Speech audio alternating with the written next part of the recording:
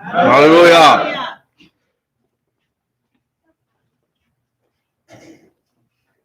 Shabbat shalom. Shabbat shalom. Good to see each and every one that is here. May y'all continue to bless us. We move forward in the things that He's doing here, that we might all be a part of His plan. And may we continue to grow steadfast in His will. And therefore, we look and we operate and we go forth in order to be in line with those things. I'll take this time to welcome all our listeners, those that's in Israel, those that's in Canada, those that's in the Philippines, those that's in Sierra Leone, India, and wherever you might be picking us up on the internet. Enter into our house, where our motto is, come one, come all, let us build our future upon the foundation of peace and love. Shalom, Be'ahava.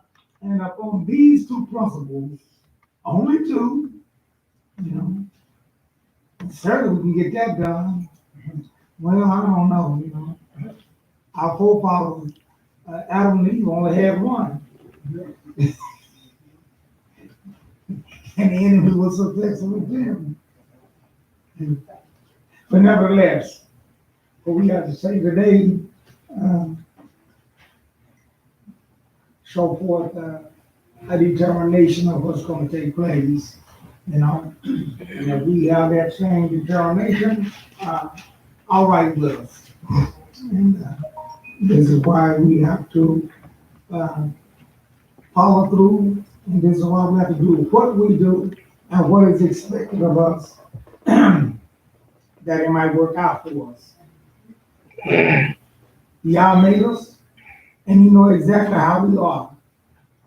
Amen. See? Amen. And, what we need. See? And He have told us what we need. And that's a good one. So we have no excuse on that end there. So may y'all continue to bless us and give help and strength where it is needed. Okay. Israel, let's get our tally totals.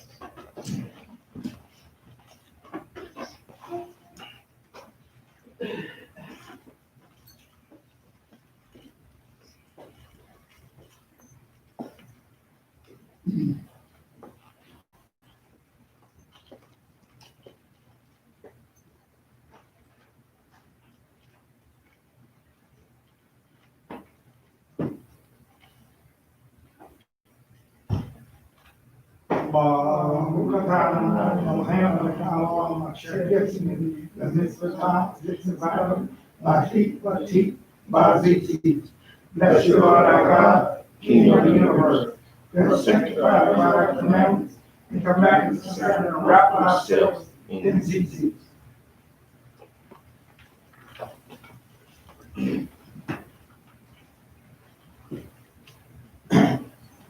All these things that God has asked us to do, how frivolous it might mean, or how frivolous it might appear, believe you me, it's for our good. See, it's for our good. And therefore, we have to follow through on those things. That it might work out for us and come to our pass. That's what we want from Him. On that end. We ask the rest to stand.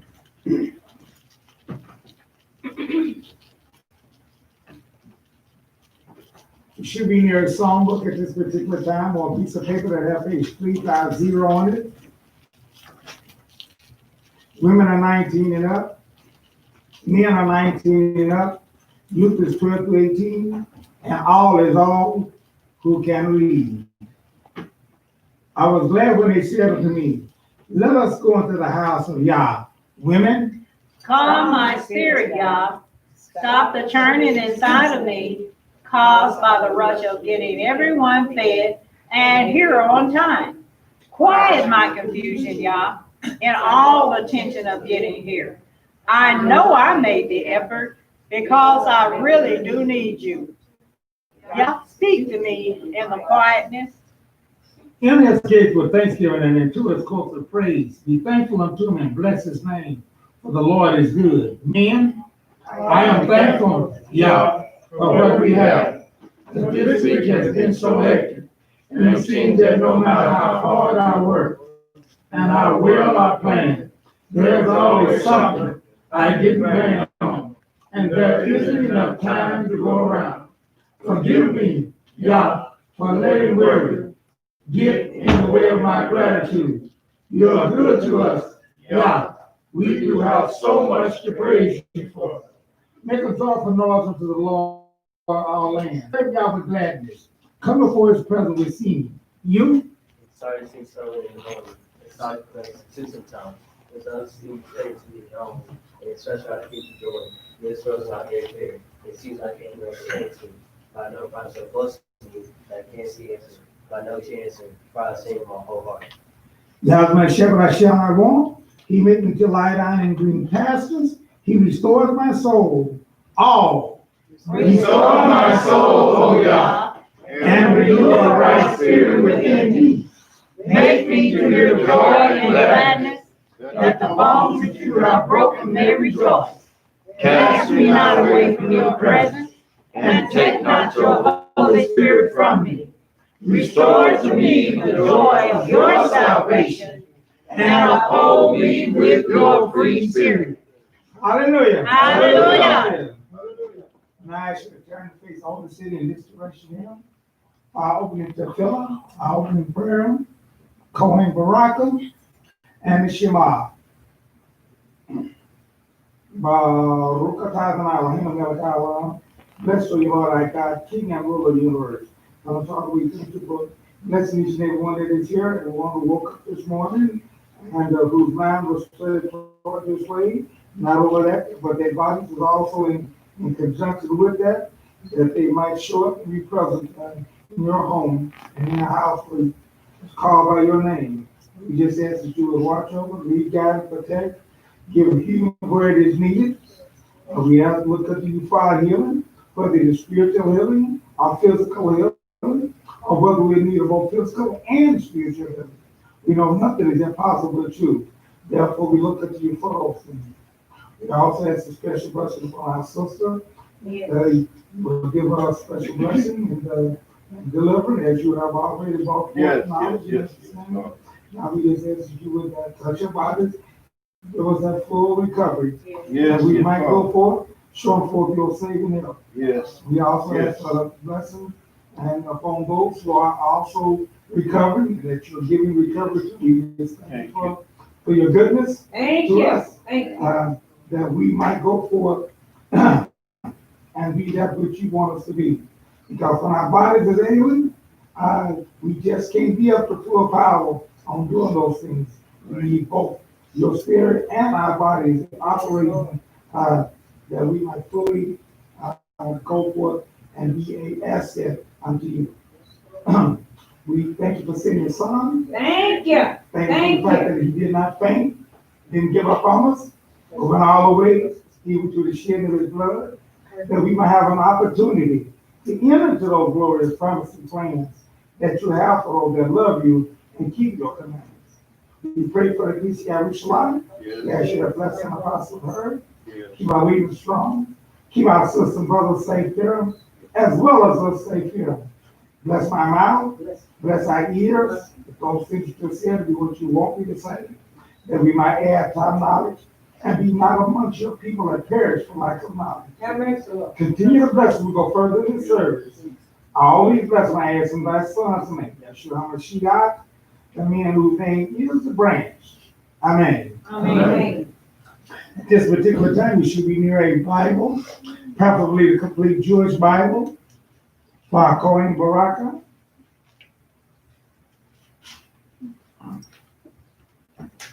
Which is found on page 153 in the complete, which is numbered the 6th chapter. I will read the 23rd verse, then you can read over to 24th through 27th together. Speak to Aaron and his sons, and tell them that this is how you are to bless the people of Israel. You are to say unto them all together, Yevarechecha Adonai Melish Bereka. May Adonai bless you and keep you. Yahweh Adonai Hana Elecha Kuminkineka. may Adonai make his face shine on you and show you his favor. Misa Adonai Hana Elecha Levisemeleka Shalom. May Adonai lift up his face towards you And give you peace. In this way, you are to put my name on the people of Israel, so that I will bless them. Hallelujah. Hallelujah. Hallelujah. Hallelujah. Also, I should join in now with the Shah in Hebrew. Shema Israel, Adonai Eloheinu, Adonai Echad, Baruch Shem Kevod, Malchuto, Le'olam,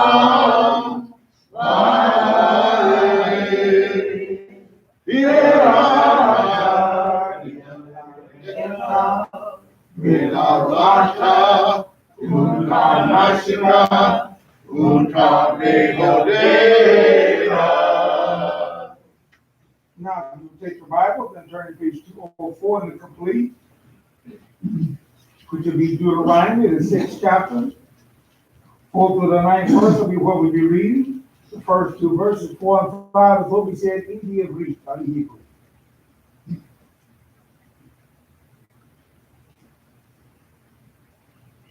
Shema, Israel, Adonai, Eloheinu, Adonai Echad. Hear, O Israel, Adonai God, Adonai is one. You will love Adonai God with all your heart, all your being, and all your resources. These words which I am ordering you today are to be on your heart. And you're going to teach carefully to your children. You'll talk about them when you sit at home, when you travel on the road, when you lie down, and when you get up. Tie them on your hand at this time. Put them in front of your head, around your forehead, and write them on the doorframe of your house and on your gates. Hallelujah. Hallelujah. Also ask you to go to page 1279 in the complete, which is Mark, the 12th chapter, 28 to the 31st verse, and see what the Mashiach had to say about the same subject.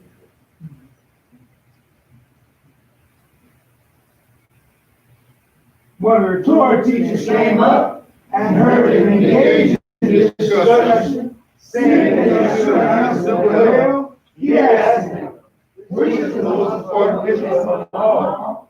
Yeshua answered, The most important is Shema Israel, Adonai Eloheinu, Adonai Echad. Hear, O Israel, the Lord our God, the Lord is one. You will love Adonai your God with all your heart, with all your soul, with all your understanding, and with all your strength. The second is this: You are to love your neighbor as yourself. There is no other mitzvah greater than these. Hallelujah. Hallelujah. Hallelujah. Hallelujah.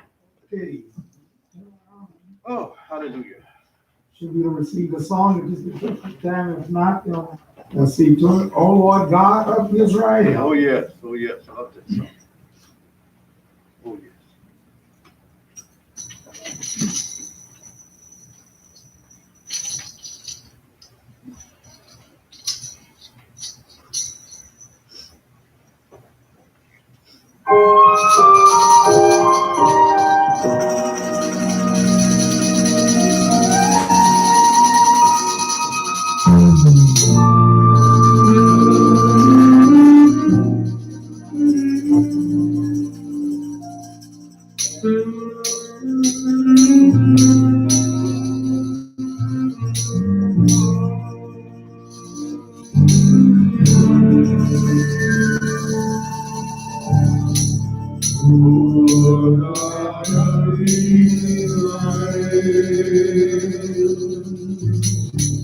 There's no God like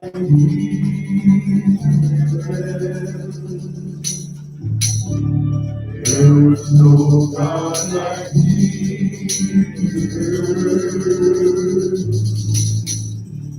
Oh Lord God of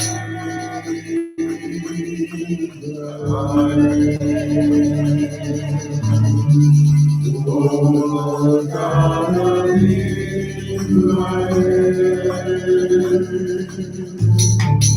There is no God like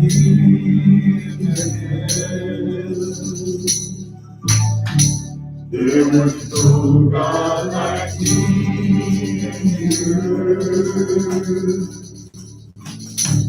Oh Lord God of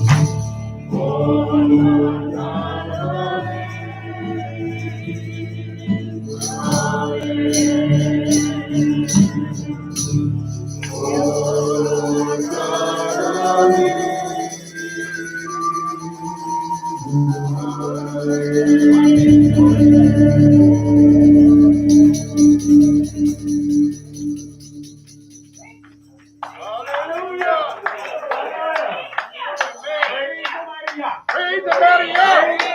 Praise somebody up! Praise somebody else. Nobody.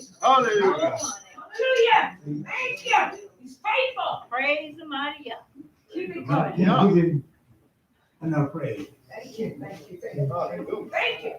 And that's the whole principle of it. Yes. And therefore, this is why, you know, we must learn how to call home. Amen. See, everybody got their titles and they got their this and they got that, but yet still, he has a name. See? And he wants to know that name. See? And we go to Psalms 68:4.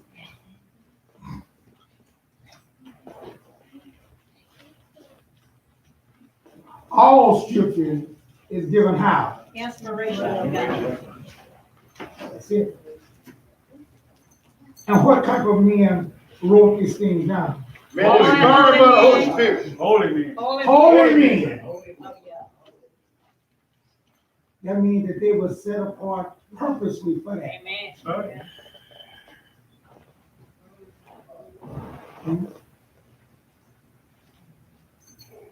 They tell me that I was reading there about them writing the Torah, and it takes a long time to write out Torah. And if they make one mistake, Yeah. Yeah. what happens? They discard, Huh? they discard all of it. That's right there, they discard the whole thing, start all over again. Right. Man. But that's show you how dedicated Yeah, is God's word. that's it. Therefore, and that was tough, you know. You couldn't make too much of a living and stuff. You Lot of work. you can't get a finished product. See? And therefore, they were meticulously and very careful about what they did. Amen. And they had backtrackers and they had people that check it out to make sure. And then, like on our job there, you know, we'd have ladies and stuff there in the production area. And they would go forward and do, I don't know, what do they call them? QC. Yeah. QC, right. He had a lead, was that the lead personnel? Yeah. See, I worked in a research place there, and then I worked a little while on the production line there. I learned a little bit different terms. But then, if you have a lead person in it, and they had a responsibility to kind of look over your shoulder, kind of check you out, make sure you're going over. So that, and then you had to go to QC to make sure. That's the final. That's right. Because all these things are important, you know. And as I said before, I remember we had a guy working there, and they messed up and told him that he was going to be fired that day. Boy, he got busy. And he got busy sabotaging, and he's putting those transistors, power transistors on the heat sink. And if you don't put that insulation between that, and you just time you put a power to that, goes a direct short. Yeah. It's gonna burn them wires up and all of that. Yeah. And so, man, he was busy that day. He put out the best job he ever did. I mean, number that he deliberately did it because they told me they were gonna fire him at the end of the day because they weren't pleased with his work. There are too many parts come back, huh? Yeah, and so, well, he was just kind of slow at what he was doing and everything there. And so when they told him, see, the company, they learned a lesson now. They said, we ain't gonna do that, no, never no more. We tell him because it causes this. Well, we ain't gonna tell nobody ahead of time that you. So they didn't. They left the next day. Whenever they fire you, they march you out right there. That's where you need a guy on my job. They didn't tell him, and when they went down there to tell him they needed him up to the office, man, they ain't gonna never get through. You know, He didn't know he getting fired. Oh, No, he wasn't gonna get through. yeah. Well, see, that's what people, you never know why people do things, but that's why he did it. Because of that incident that happened, happened in my area where I was working at. And that, they learned a lesson, because I was in the meeting there, and they said, boy, we learned a good lesson here this time. Never will we do that again. They made that a rule. Yeah, you're not gonna, if you fire somebody, you're marching them right off right there. Right on up, right there. That's it. Security. Yeah, that's it. Oh, yeah, in the midtime. So we go forth in those things every, here, y'all give us the information. Psalm 68:4. He says here, sing to God, sing praises to his name. See, his name. Uh-huh. Not title, but name. Father is a title. See? Men upstairs, the creator, they got all kind of title names. But he says here, sing praises to his name. Uh-huh.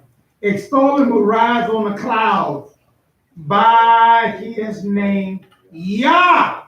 What we have upon our banner too here. See? YH. That's his name. We would know it unless he told us. See?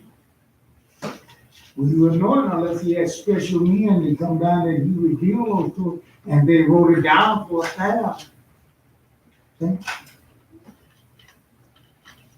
By his name Yah, and as I'm learning more and more and more, all these years, learning, see, because they told me when I was coming up, God don't require nothing of us. He just all, but he does require something from us. He requires something of Adam and Eve. See? They didn't ask him to plant that garden, he planted that garden. See? Placed them in there. And all that good setup and everything. Right. First thing And he he had had- a job. And he had a requirement. He had a job. He had a requirement, didn't he? Right. Yeah. Obey what I tell you. No, a job. Yeah. Yeah, that's a job. Yeah. A job was to tend the garden. That's why I say, obey what I tell you. Even in that, it did, but there was only one thing that he told him. Yeah. Leave that tree alone. Yeah. That certain one. And this is what he says here. And be glad in his presence. That's a requirement. Yes. See? And if you ain't glad to be in his presence, he don't want you in it. That's right. And who's gonna be the loser? You are. You gotta get wise enough to know who's gonna be the It's such a loser. blessing to be But there. there are some people that don't. Oh, You know, a lot of time, unless you being made to come, you ain't gonna be glad in his presence either. you don't have no choice when you're a child. Right, that's why I said, unless you made to come. Right. Well, you know, when we was coming up too, we didn't have no choice. We had to go. You go to church, you can get with it. I don't care how you like it. That's You know, you coming, Yep. Yep. That's being taught. right? It's being taught. Then he tells us, and he testifies out who he is. Because there are a lot of people that make identification and claim things that ain't true. You know that, right? Yes. A lot of folks claim stuff that ain't true. See? And if you think about it, you did it your own self. I know I did a lot of times. See? But here, I mean, just because you claim it, don't make it true either. Right. I learned that the hard way too. And I don't care how much sincere you buy it too, don't make it true either. Yeah, folks, if you weigh a man's weight and everything there, a straw is not gonna hold you up. I don't care how much you believe in that thing, a straw is not gonna hold you up. Have faith. It makes sense too. That umbrella deal. Oh, yeah. That's fine, if you grind, you'll reach for one. Oh, yeah. But you know, you will think that, no? Yeah. Desperate situation. Yep. Yep. And just because you're in a desperate situation, everything there, it's still yet. Will help you. And in that desperate situation, you try to drink that whole pond up to it. And that won't work either.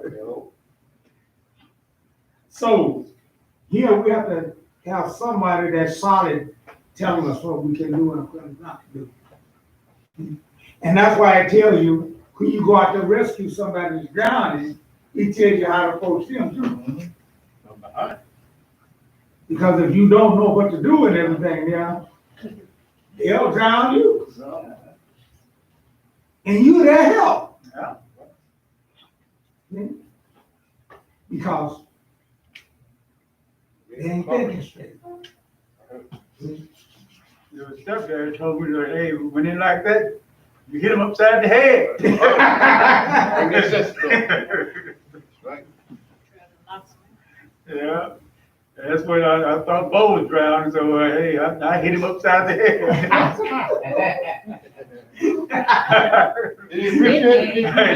What you hit me for? I thought you were drowning. No, he didn't call for help. It wasn't hard, but Oh, he came up like your car. I just boop.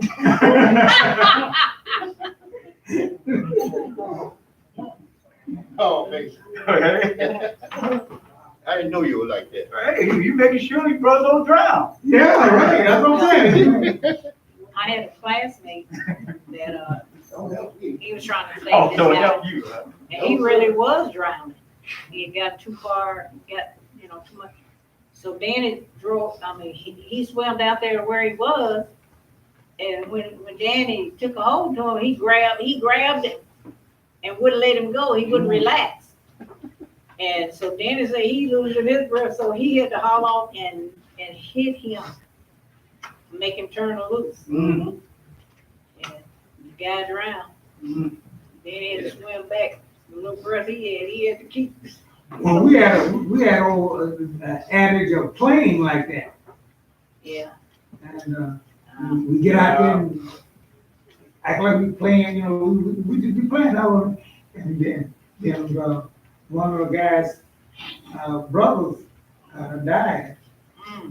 That's where we going. Brother died, and we was all sitting out there looking at him, and we thought he was playing because we played that game. He went down and he come back. We just kept sitting there laughing, all day he was playing. Then when they trying to realize that last time went down and didn't come up to everything else, I don't think he was playing, man. And of course, we were ways away. Yeah. Out there in the part they had an island out there. Hey, they couldn't get to him in time. He drowned. Wow. That's why he don't play. Yeah. After that, he made the said, I said, I ain't doing no more playing.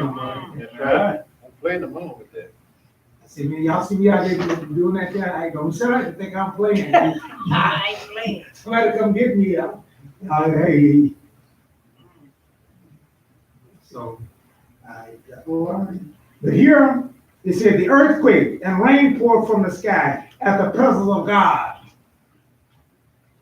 Everything else know how to get his attention and get the reaction.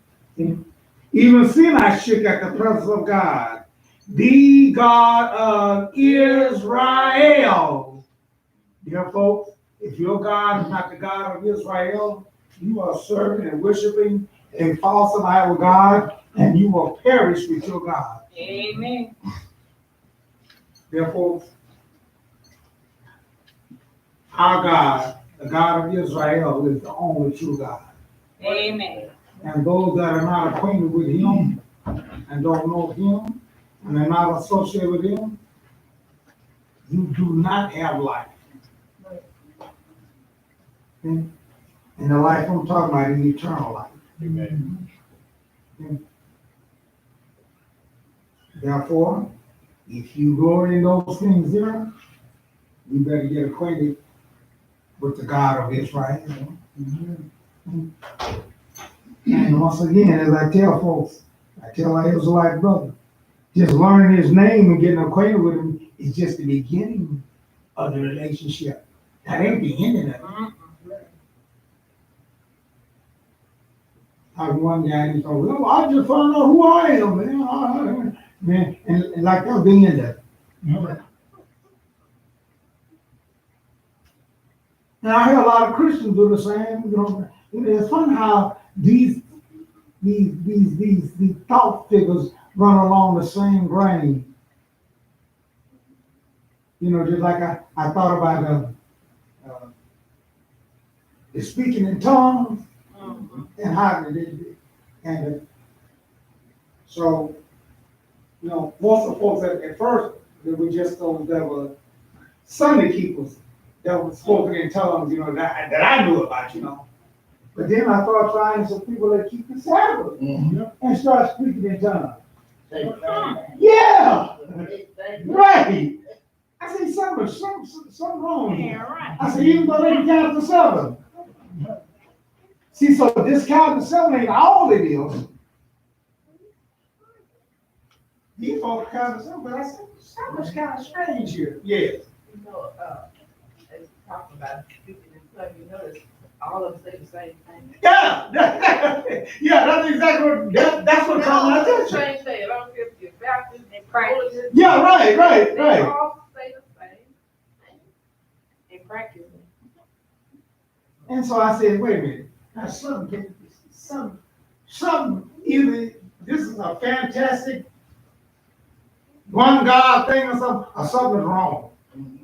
And then when I concluded, and I came to my conclusion that, no, ain't nowhere in the world we all serving the same God. Our God ain't that diverse. Therefore, it's got to be something else going on here. And lo and behold, it is. And speaking in tongues and all that stuff there is not of God. But there are those who, they work at Cliff. They put forth that thing, but it just, and then of course, they all go to what we know is certainly it's not true. On the day of Pentecost, they bragged all about that and so that sure got that thing all mixed up. So that's sealed the deal. But as I said before, your color and your blood and all those things there don't get us completely over. Right. But we will find out what it does do for us. See? But it's a beginning point, a good beginning point. The prophet had to come along and school us until it takes more than what you think it does. See? Isaiah 43.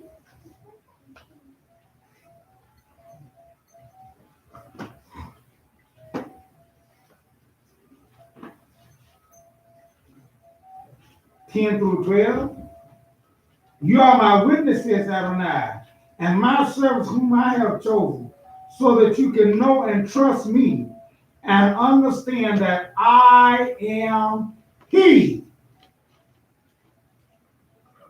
First, there are some other stipulations. So the more and more I start reading those things here, the more and more I start seeing that God does have stipulations. God does have requirements. So this stuff that they were telling about and all those things there, and it's not true. No God will produce before me, nor will any be after me. That's a requirement. Yes, I am Adonai. Besides me, there is no deliverer. I have declared, said, and proclaimed, not some alien God among you. Therefore, you are my witnesses, Adonai. I am God. You would think that would not be a significant thing, huh? Well, everybody know that, no. No, it's not. No, you don't.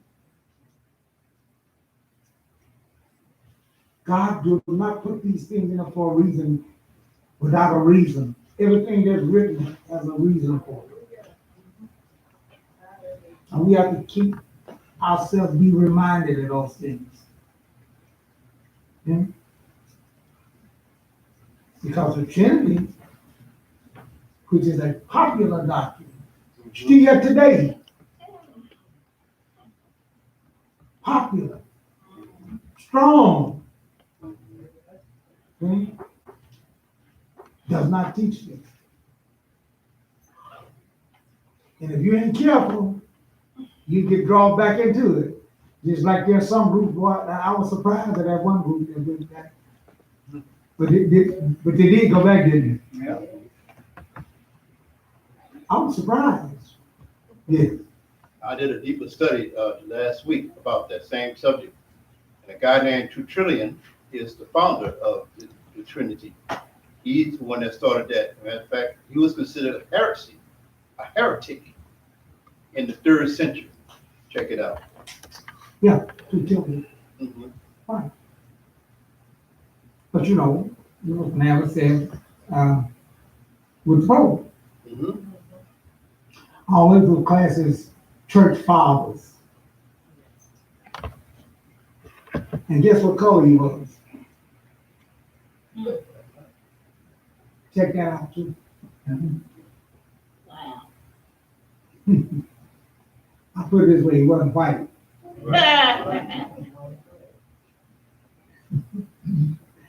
All right. So much for color. So much for color. Isaiah 44, 6-8. Thus says Adonai, Israel's king and redeemer, Adonai Zebaoth. Yes. I am the first and I am the last. Besides me, there is no God. I heard a guy that was talking, and matter of fact, he was talking last night there, and he was making mention about, one person ain't supposed to just dominate, and it'd be just him, and other folks don't have nothing to say, and all those things there, and he says, God ain't setting stuff up like that there. See, that's how you know it's a cult. That's what I mean, because they just had the one guy, and everybody got to bow down to him and hear him. Is that true?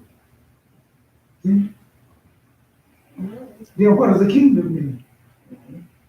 One man rule. One man rule. A king rule, not an agency, a king. What is a kingdom? Then we need to stop hollering about God's kingdom and every kingdom. We better stop doing that then. Right. I think they're going to be very hard for America to receive any kingdom because they're used to democracy. Just because the point of it is that there are people that use those things in a bad way does not mean that the way itself is messed up. Yeah. That's right. Jim Jones, he got everybody to follow his way and all that, that just led the people wrong. You have good kings, you have bad kings. But that don't stop the point that God has set up a kingdom where one man rules. That's right. As a matter of fact, he says right here, thus says Adonai, Israel's king and redeemer, Adonai Zebaoth. I am the first and I am the last. Besides me, there is no God. Who is like me? Let him speak out. Let him show me clearly what has been happening since I set up eternal people. Let him foretell future signs and events. Don't be frightened. Don't be afraid. Did I tell you this long ago? I foretold it, and you are my witnesses. Hallelujah. Is there any God besides me? Israel, is there any God besides our God? No. I know not any. Israel, is there any God besides our God? No. I know not any. He said, is there any God besides me? He said, there is no other rock. I know of none. But what is he saying? He's the only one. See? And he don't want to listen to somebody else and all those things, and he got to go answer to somebody else. I don't have to answer to no one. Amen. That's right. Don't nobody oversee him, and he got.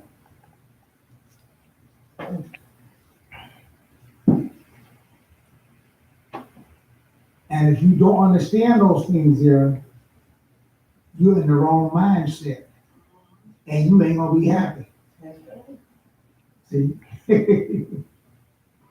I was looking at this one picture here, and the guy came before the king, and he kind of had the attitude about he wanted to argue with the king. So he went on. He said, "I'm already spoken." Yeah, right. So the king looked over there, not another word. Right in the middle of his sentence, he said, not another word. My ruling stands, and I said, I'm moving over. He looked around at them guards, all had them reaching for them swords and spears. I'll come to head. Right. Guess what that guy did? Shut up. He shut up. Yeah. You know the protocol. He shut up. So we got to get used to, we got to get adapted to living under that kingship. We holler all the time and everything, but are we ready for a kingship?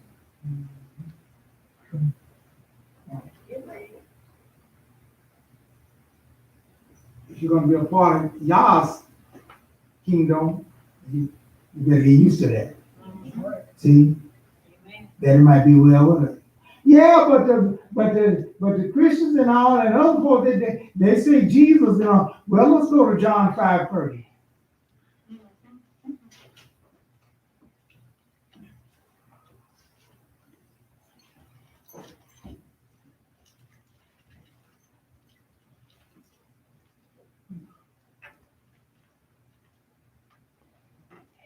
This man tell you right off the bat about himself.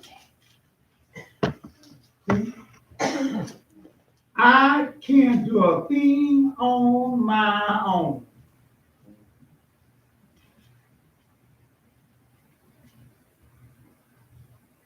You know, I wondered a lot of the reason, and I heard one guy gave an explanation of it, why they don't teach that his manship. They all want to teach about him being a spiritual, you know, they don't want to teach about his manship. Because they'll come along and admit, oh yeah. And that's what he was talking about there. He was talking about when he was a man. He wasn't talking about him in the Godship. But he gave that up. And now he's strictly spirit and all this. And that don't pertain to him. See, he was talking about that manship. I don't get that understanding. He said, I can't do a thing on my own. See? As I hear, I judge. And my judgment is right because I don't seek my own desire, but the desire of the one who sent me.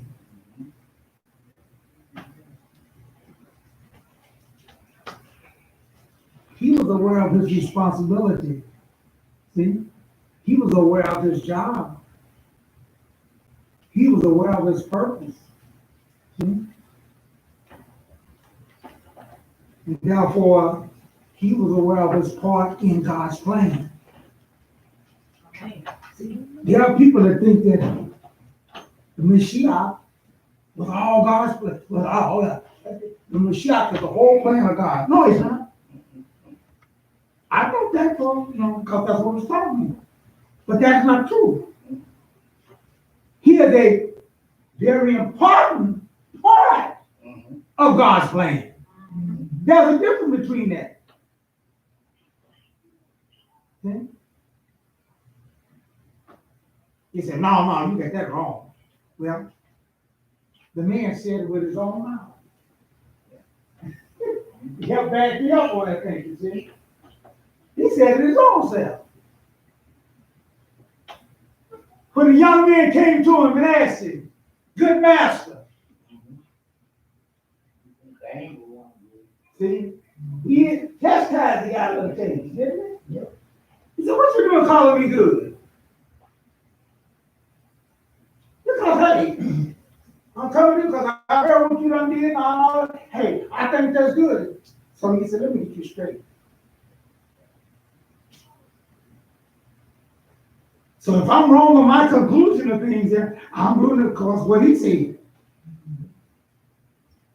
He said, there's none good, not even me, but two, One. three. Intriguing me. Well, most of them would have. Yep. It took me a while to understand that, though. I said, now, why would he say that when I agree with the young man, he is good and all. I know. It took me a long time to understand where he was coming from. There are those that might understand, but it took me a while to get that. I've already taught that, hey, Jesus was good. The Messiah, he's good, and he's.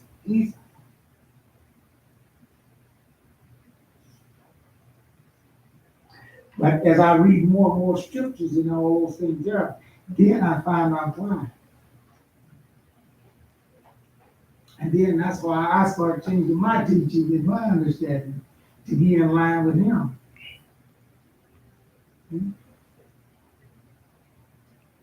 It was what he was sent here to do. And it wasn't his idea. Exactly.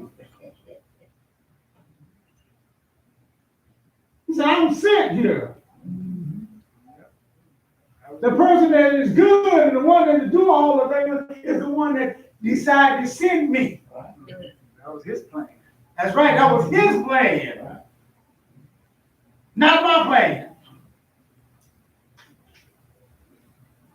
And he verified that in other places.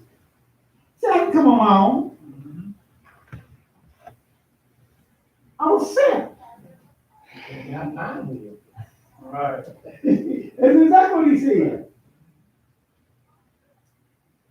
But like I told y'all, I remember I was in college there, and this Indian guy, he got up and he preached that sermon, boy, about Jesus. Just, you know what I'm saying? And he's gonna go forth and he's gonna do this for man. And he had Jesus and he had the Messiah. Boy, he had him sounding good, man. Woo, man, I mean, but it was a lie. The whole thing, the whole purpose of the thing was a lie. I didn't know no better than you. I rejoicing in the water. Ooh, man, you know. When you say, Jesus say, I go. Yeah. Jesus will put the idea in God. You know, I'll go down there and do that.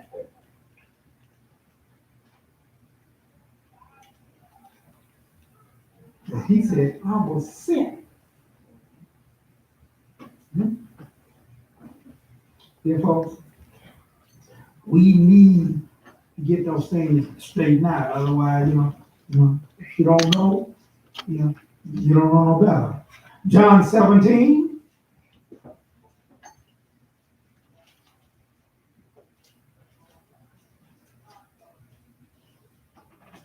Just like for a long time, you know, it sounded good and everything now. Who was in the class there, and the guy got up and said, money is the root of all evil. I didn't know no better. Yeah. I had been, I was, you know, had been going to church and everything, and I remember he was on there, but I didn't really know the scripture, you know, and so it sounded pretty good to me. I jumped on, I'm agreeing with him, and they was, oh yeah, don't say that. But you don't say it. See? John 17, 20.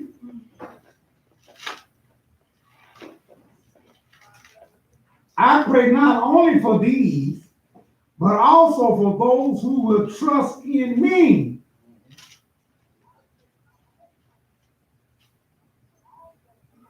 Why are they going to trust in him? Because of their words. See? That they may all be one. See? Just as you, Father, are united with me, and I united with you. See that? He's God. Yeah? You see that right there? They was united.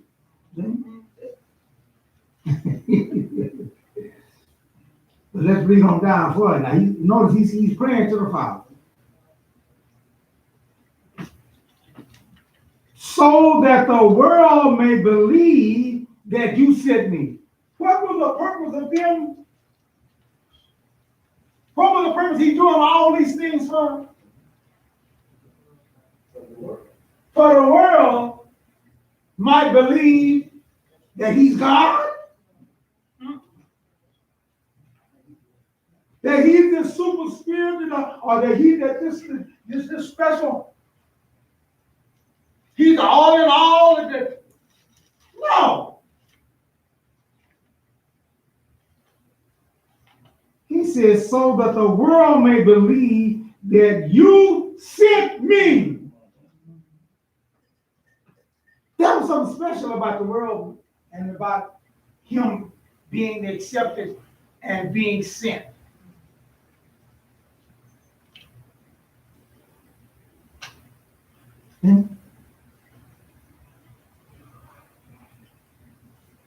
The glory which you have given to me, I have given to them. Oh, that blessed them right out there. See, they say, he done got that glorified body now. He said, I gave them the same glory. I don't see them here. I don't see them folk walking around in his glorified body, walking through walls and all that stuff. But they said. So he wasn't talking about that.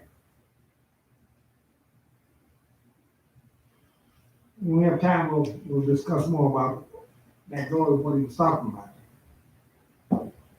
But he says, the glory which you have given me, I have given them, so that they may be one, just as we are one. So if that oneness he was talking about was him being God, then the oneness that he was saying was to be given all of his disciples and believers, that's going to make them God too.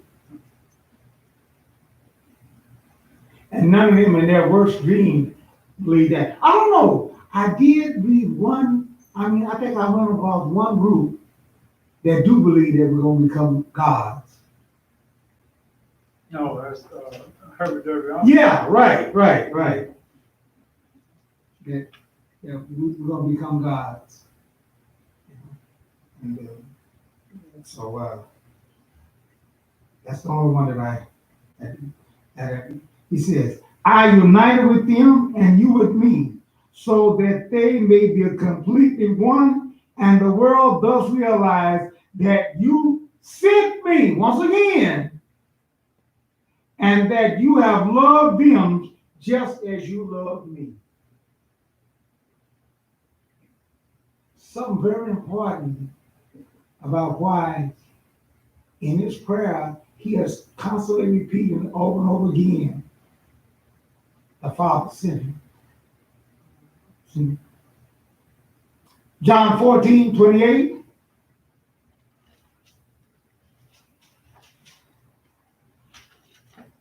You heard me tell you, I'm leaving, and I will come back to you. If you love me, you would have been glad that I'm going to the Father, because the Father is greater than I.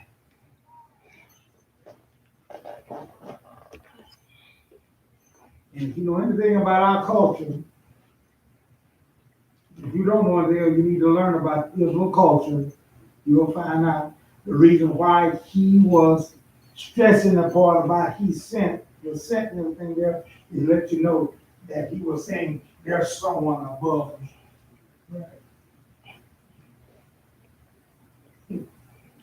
There's someone above me. And anybody got this idea and everything that I'm all in all and I'm above, and the wrong attitude.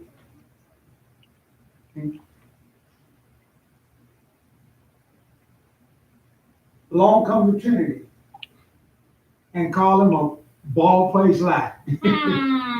Point blank lie. I mean, directly against that.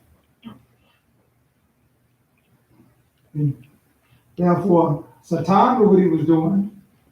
See, yet still, y'all know what he was doing too. And those that would take time to listen, see, you'll know too. And go forth and choose that which is right. So let us move forward. Not the popular thing, but the sound doctrine. See, that's what we need. And that's what you have chosen. See? And that is what's going to be solid. And is solid. Okay, we're going to have our Israel update by Shemash David ben Israel.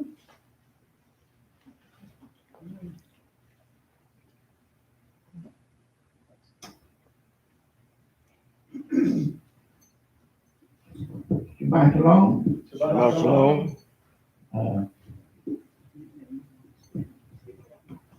As previous, the coronavirus is still taking preservation. And Israel realized that they opened up too soon. Yeah, they realized, hey, we made a big mistake. What about Trump? Yeah, listening to Trump. Because when I think it was 3 weeks ago, they started letting the kids, the college kids and the school kids go back to school. And boy, it hit them hard. Yeah. Hit the college and the school hard. So they say, oh boy. So then they realized, they say, hey, we're in the second wave of this thing. So they're already saying that they're in a second wave. That's probably still the first one. Yeah. Yeah. Boy, they begin to punish people. They catch them without no mask on. Boy, you gonna sign you, put you in jail. Yeah. Boy, they get rough now. Well, they see the seriousness of it after they. Oh, yeah, 'cause they see it done got out of hand. Yeah. Yeah, it done got out of hand. And, They were showing, I think, in Little Rock, where it's, I guess they was at some eating restaurant, Mhm. and this black girl's at the bar, and this white guy came over there without a mask and started, I think sneezing on her. Oh, man. And she was fussing, said, "Get away from me, you ain't got no mask on, you're supposed to be keeping your social distance." And, and boy, he just got carried away, and just kept on sneezing on him. Boy, mm. I guess that was a boyfriend came over with a beer bottle and just, I got. Boy, it was raw. Yeah.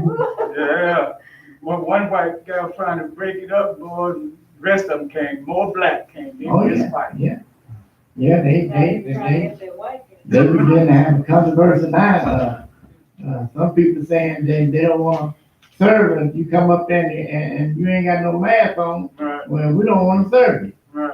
And so then the other group of people are saying, you got a right to serve if we ain't got no mask on. And boy, I'm telling you, it just messed up. I tell you, but You was talking about Israel. Monday, they was averaging 450 cases a day. As of Thursday, it was 1,100 and some cases per day. right, yeah, yeah. Yeah. And I think I was reading one thing, it's less than 24 hours. Yeah, jumped up to about 1,200. Yeah. Almost And, true. yeah. And, also, I like to say that y'all hear Alabama talking about Resolution 242. Yeah. It's back in the limelight now. Yeah. Yeah, it ain't going nowhere. Resolution 242. Yeah. The Palestinians say, we ready to come to the table now. Yeah, they say, hey, we ready to come to the table. We ready to talk. We ready to talk. But, So that was resolution 242 is where they want to get the land back, or saying Israel. Resolution 242. When the Mashiach, he said that Jerusalem shall be trodden down of the time of the Gentiles been fulfilled. And in 1967, when they completely took fully control back over the city of Jerusalem,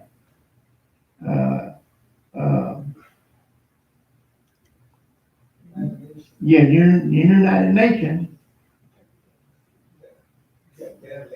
Yeah, the United Nations said that Israel got to get that land. In other words, you don't own it.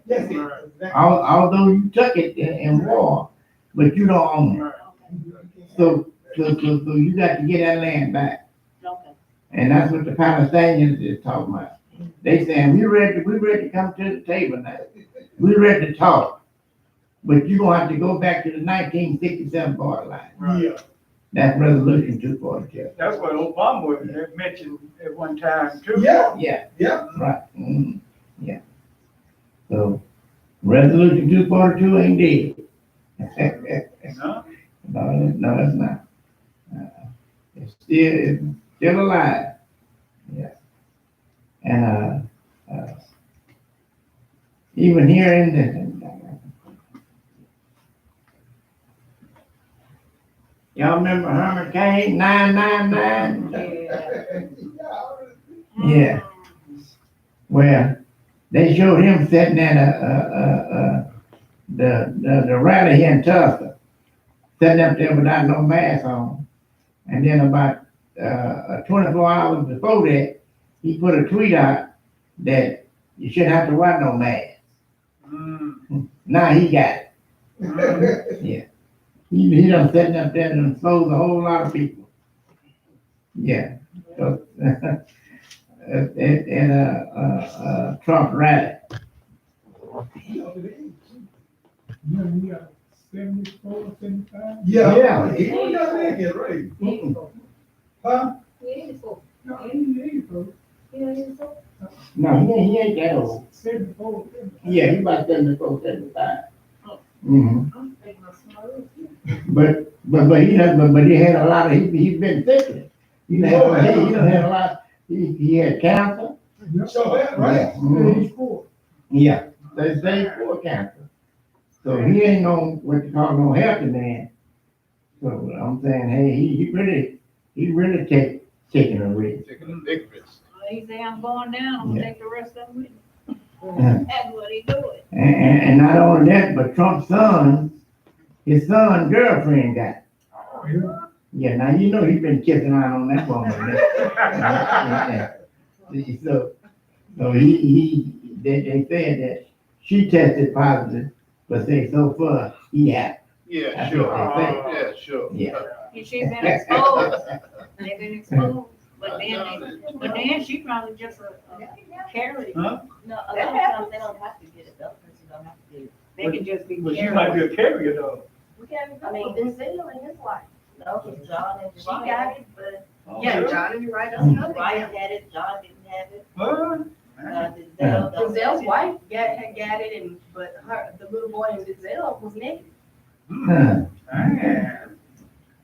Okay. must So be you the ain't immune staying away system. from his wife either. Must be the immune But system. John didn't. Yeah. Okay. Trump ain't got it yet either. And not only that, some of them workers That we know of. that was here, that was helping building getting that thing ready for Trump, Mhm. a lot of them live got it. Mm-hmm. I mean, it's a virus, just think about it like with the flu. With the flu, you know, everybody that gets it, even if you're in the same household, don't mean the whole household will get it. Right. You know what I'm saying? That's how viruses work. Some Mhm. people, you know, it affects and others it don't. I know, That's just the way it is. Hey. I know, this guy was saying about his mother and father. His father was pretty much staying at home, but the mother, would, every now and then go out and, get some grocery or whatever and come back with it. But this time when she went out, she brought the grocery back and also brought the virus back Hmm. and gave to her husband. And, I know you were saying both of them passed. Yeah. Wow. Yeah, Wow. Was I'm the one that was holding hands? might have They been, got it, yeah. within an hour or. Yeah, I think it might have been an hour. Hmm. One of them. Well, they got some new cases, in the past 24 hours. And these is the state that's in the United States. Florida, 26,160. And Texas, they had a big surge in 24 hours. Yeah, 23,546. Georgia, 20,880.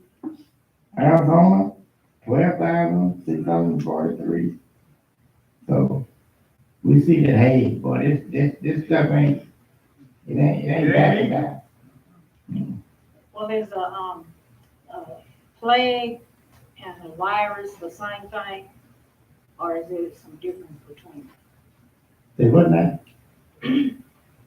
What's the difference between a plague and a virus? I can Google it. Yeah. Well, Plague is much, more deadly than a virus. I understand. A plague is overall disaster. Right. Yeah, A virus is just a little process Right. right. of a plague. You know, Just like a plague could be an epidemic. It could be all over. Like the coronavirus? Yeah, That's pandemic. Right. the pandemic, yeah, right. Well, different, my understanding is that, when they had the plague in that time, they had, fleas that were actually on rats. And it got on the ship and it got onto the the fleas jump on other people and they bit them and they got caught with the Black Death. Y'all ever heard of the Black Death? Yeah. And those things, they were considered plagues. Okay. But the virus considered something to be airborne or something that they could touch you. Some of them airborne and some of them not. That's kind of different. It's not transmittable like a plague is. Oh, okay. I didn't know. I got the definition. Okay. Go ahead. It says a contagious, Which one? bacterial, plague, my Uh, bad. A contagious bacterial disease characterized by fever and delirium, typically with the formation of buboes, like the bubonic plague, Oh, okay. Blue body. and sometimes infection of the lungs. So It's the same thing they consider. I don't know. I can look up definition of virus. What's the difference? It sounds like a virus. It sounds like it. Virus is, oh, okay, I think that is right. An effective agent that typically consists of a nucleic acid molecule in a protein coat. It's too small to be seen by light microscopy and is able to multiply only within the living cells of a host. Mhm. So Dave has a point, is, the virus is the, You gotta have Where a the- host. right, is where the sickness begins in the person, but a plague is how it spread, I guess. Yeah. The end result. Yeah, the end result. The end results of it, Okay. they're pretty I close. just wanted to know. All viruses don't turn into a plague. True. Okay. That's true. Maybe you understand it that way. There are viruses that people get in your body that don't turn into a plague. Right. It don't cause a whole devastation of a lot of people in it. Like a pandemic does. Well, now they calling this a pandemic. Yes. I think like the bubonic plague and the Black Death, it wiped out a whole lot of more people and stuff because they, maybe because they were less further along in, knowledge, medical knowledge in those times. I don't know. Okay. I never found that. Well, I know this was, I think 2 or 3 days ago in Israel, total cases was 26,452. And active cases was 8,647. And deaths total was 322.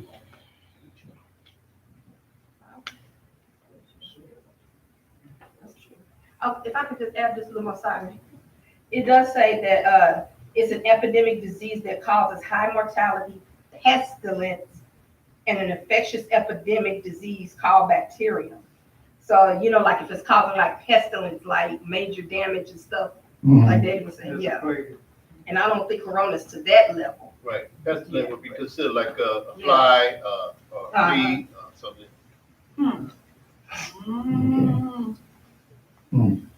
Worldwide, it's over. Yeah. Pandemic means worldwide. Yeah. That's what pandemic is. Yeah. Pan. No, I'm talking about the number of people that died from COVID. Oh, yeah. Oh, yeah, it's Worldwide. yeah, it's up in the million. 2 million something. Yeah, 2 million and something. I'm telling you, those stuff. Trying I think it's very. that has, Okay, that I has, think it's very. Yeah. It's over 2 million. right. Yeah. Yeah, that's a lot of people. And, that thing, they were saying that, black people ain't gonna get it because of the melanin. That, they ruled that out. They say the kids wouldn't look And then they said that, the heat this summer, Yeah, right. this summer, the heat gonna drive it away. Africa.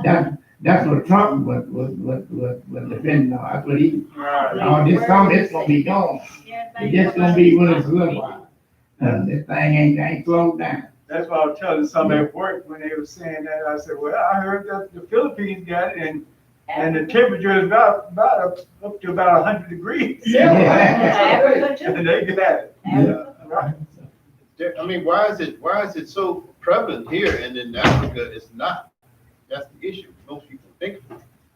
Well, people might be, they might be a little more careless over that. than we is there.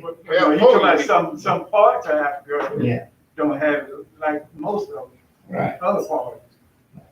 Wait, maybe, what, like indigenous parts, or is it society? I mean, is it modern parts of Africa? Yeah, we got Dar es Salaam, which is one of the biggest cities there on the west. But see, it was kind of stable here until they opened things up. Maybe we should go back in the forest. Yeah, people started going out and one wearing the mask and hey. Yeah. They ain't gonna wanna shut things down. 530,000 worldwide. I mean, 530,000. Dead. that's died. Dead. Yep. And the majority here in the US though. No, that's Yeah, majority in they got 5.889 million that recovered. And then 11.1 million confirmed cases. Okay. And then also I heard too, even those that recover still have after effects. Oh, yeah. Y'all heard that or not, but yeah, they were That's saying. right. I Get it heard. again too, can't you? That's It ain't so easy, you can get it again. Yeah, they said some have got it again. One lady said she hadn't even got the other one yet. She still got it. She still has competition. Like she still got it. Yeah. I know a friend of mine who That's had right. it, had it again, it's still going out there finger popping. Give Spread it. everybody else. Spread it. Spread it. Yeah. Finger popping. Well, I just think that we need to be very cautious and careful. I agree. So take these things seriously Oh, yeah. and take these things in mind and don't be so quick to think these things are over with and done for, because it's not, you know, and so You do. as I always tell folks, I listen to what the Mashiach said, and I count, and he says this. That's why he tells us to watch and pray.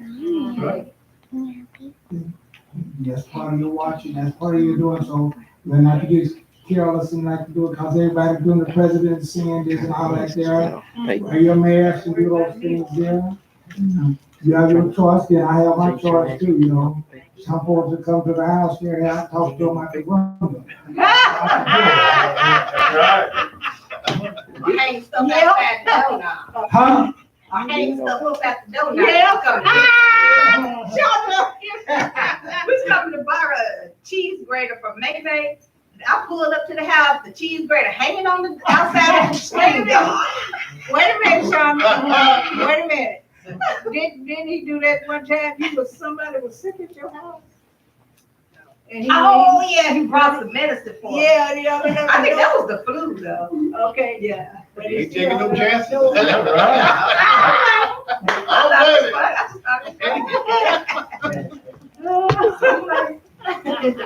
Hey, that's your choice. Hey, that's a little touchy, but I be telling folks, if you don't get your extra oil and everything, Yeah. when it comes to it, don't be stingy. That's why I'm saying. I know y'all, I agree. So, when it comes to my salvation, it don't say, hey, Important. if they don't like it, well, that's tough. Yep. Nevertheless, you know, we can do those things there and go forth and do those things that is right for us. Okay, we have I know that this COVID-19 is on the rise, and they're talking about tightening back up on the rules and regulations. You know, and even talking about fining folks. Right. Yeah. If they catch you out. I know in Israel, anytime you right, you got to have it. You know, they will fine. But I heard some of the places here, they got some of the cities and stuff in the United States now that they will fine you. You saying what, what is it? Hmm? Oh, here you got to fine. Yeah. Yeah, oh yeah. Oh, okay. Texas. Yeah, right, yeah, right. They got some places here she said they gonna find people. I know there's certain stores where they're not gonna let you in if you Right. don't have a mask. Right. It's required. Yeah. They'll give you one though. Yeah. Oh, well, yeah. Mm-hmm. But some of them don't wanna wear one, well, you give them one. Yeah, You can't Nah, I ain't gonna be like that. but that's their If rules. they want me to wear it in the store, I don't care. I'll comply with that. Well, that's their rules, that's just Right, like the I know rules like they got, you Yeah, I don't have no understand. shirt on. You Right. can't come in there. No True. service, no service. Right, I don't look at it like that. Right, Some of them won't. well, they won't get in. My constitutional. Well, we have our rules here. Amen. So we can't get against rules and everything here, you know, so, hey, you know. Mhm. And so we gotta be respected too, about the rules of other folks, you know, Mm. except the fact they continue to rule now, no, you can't run on mass in here, then, hey, I won't be going. I won't be going. Right. Some camps, some temples, they do not let you wear shoes. You have to get in your. Oh, yeah, Yeah. yeah, I've I've been, been to places. yeah, I've been. Yeah, I have to. You have to take them off. And if you don't wanna go, you can get right on under there. You're going up there, you can take your shoes off. Okay, we have a solo by Sister Sandra. All right, so we'll ask you to come forward. I gotta get up and start the music. Okay, watch out. Watch out.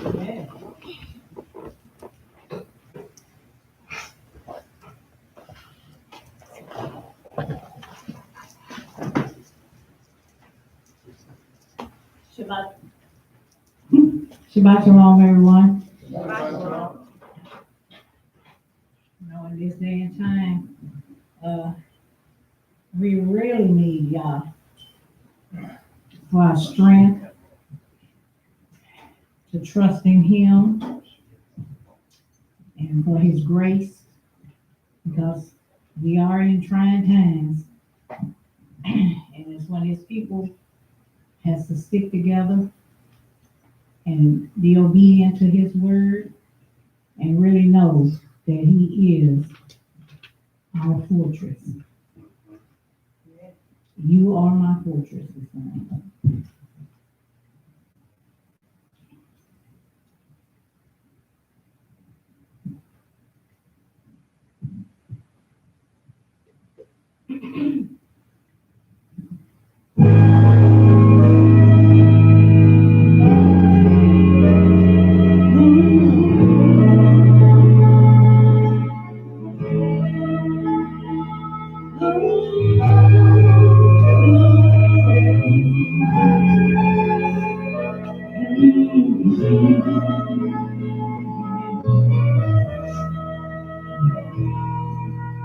In a world where there's such an indifference to the things we hold so precious and so dear, in a time where evil men are growing worse and worse, and yet others' hearts are failing them for fear, 'cause you are my fortress, you are my strength.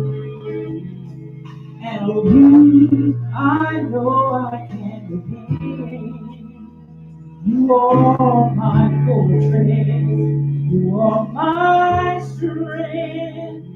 And it's all by your grace, dear God. In a time when turning on their fathers, and a mother's cry for justice can be heard. In a world where there's such indifference to the shaking, our keeping standing on His word.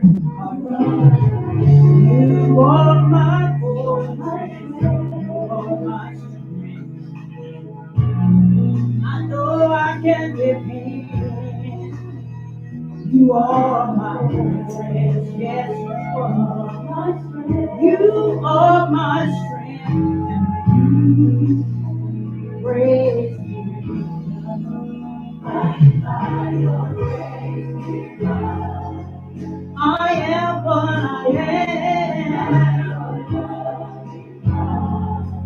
I'm able to stand. You are my fortress. You are my strength. And it's all by your grace, dear God.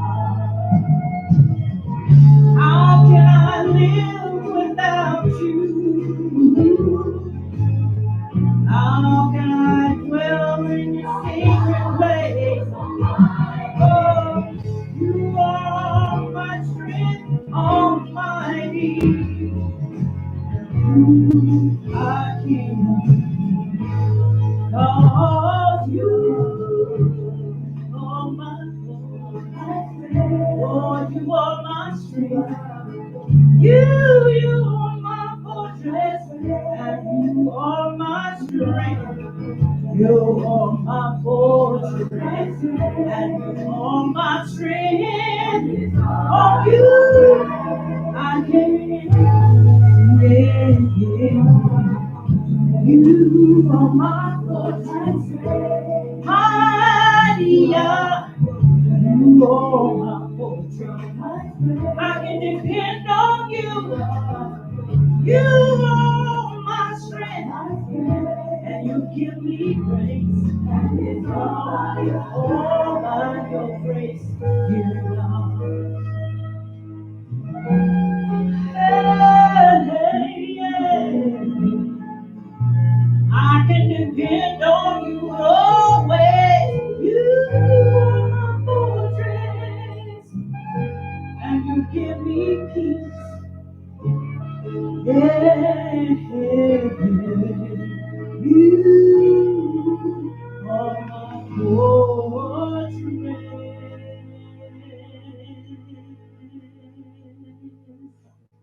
Hallelujah.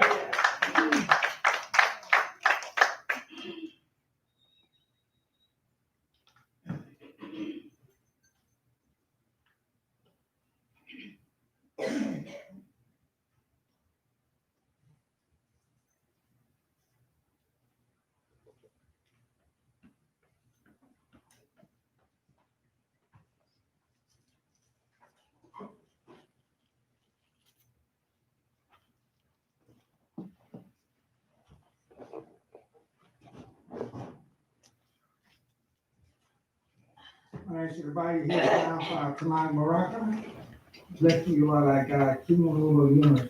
Give us your Torah, the writing, the prophet, and the great of the shower by thy great spirit, and have commanded us a diligent teaching unto our children, unto our people, and all people of the earth. And let all Israel say, Amen. and tonight, Micah, we get the thrust of those things there, and in accordance to what God has said, and we say that every Shabbat, and we say it all the time, and we have to go about fulfilling what we say, and that's in the Shema.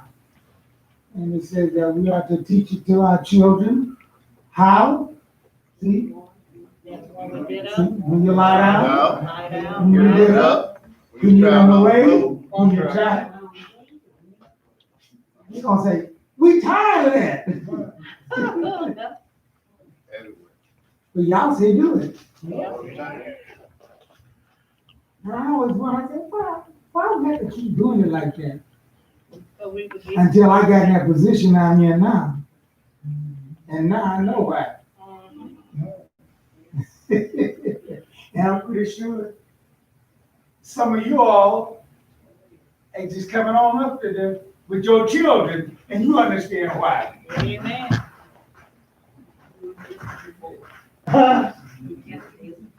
Say that again? That's exactly it. Huh? Yes. That's it. We have to be reminded. See? And we don't keep those things going. See? How many times have you repeated over the same thing over and over to your children? Can't count That's right. Huh? them, can't count That's right. them. Still. Make sure you keep that door closed, the flies coming in, keep this, get that. So variety of things we tell. Huh? So there's a variety of things that we tell our children. Yeah. All the time. Yeah. I You don't eat it out of the refrigerator all the time. Yeah. tell my granddaughter, say, you can't look at that tablet today. I might as well say, go get your tablet and look at it. Then I go to her, I said, what did I just get through telling you? And guess what? She put the tablet down. She know what I told her. Yeah. But I say, sister girl, you in another house now. Sister girl gonna try it. And I know this. Man. And our Torah reading for today, Numbers, the 22nd chapter, starting at the 2nd verse through the 25th chapter and the 9th verse. Numbers 22:2 through 25:9. You might say, well, where do you get these particular, why are you doing it? And it is because of the fact that it is the fulfillment of what was commanded Israel. Did you know that? We were commanded by God to study the Torah, you know. Yeah. And so there are those who set it aside, split it up, and portion out those things in 1 year to go through it. And then there are those who portion it in all because they want to take a longer time and slower time to do it in those things there and get more in depth into those things there. So they got what they call a 3 year. And of course the scripture will be different. They got to be set up in different portions all in there, but they want to get through with it and finish it out at the end. And then after they done that, what do they do? Start right back over again. See, start right back over again. Because God didn't put no limit to how much we had to study the Torah. And I couldn't understand that for a while. But then let me tell you something, I've been doing this for a while. I went back and checked some of my books and everything there. And so when I really started teaching by the Parashah and those things there, before that I would just put a sermon that would come up and all those things there. And 1995 is when I really started going straight through the Parashahs. And since that time there, guess what? Every year that I go over it, and I know all those things there, I get more understanding.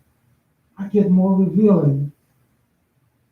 And it's just like the song said, there is no end to it. You know why? Because it is a book.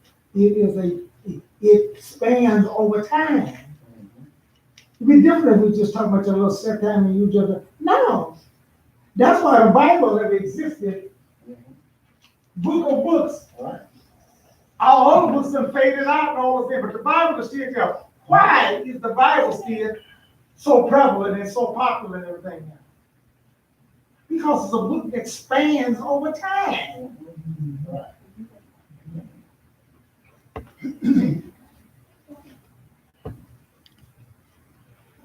We're going to talk about some things today that ain't even come to pass yet. 3,000 years ago, it was stated. 4,000 years ago, it was stated. That's what making it a living book. And then you say, well, wow, all the many years. But just remember, we're dealing with God. In this prophetic time, that's only 3 or 4 days. Right? Mm-hmm. So that's what makes it those things here. And wow, we have a recall problem. We have a recall problem.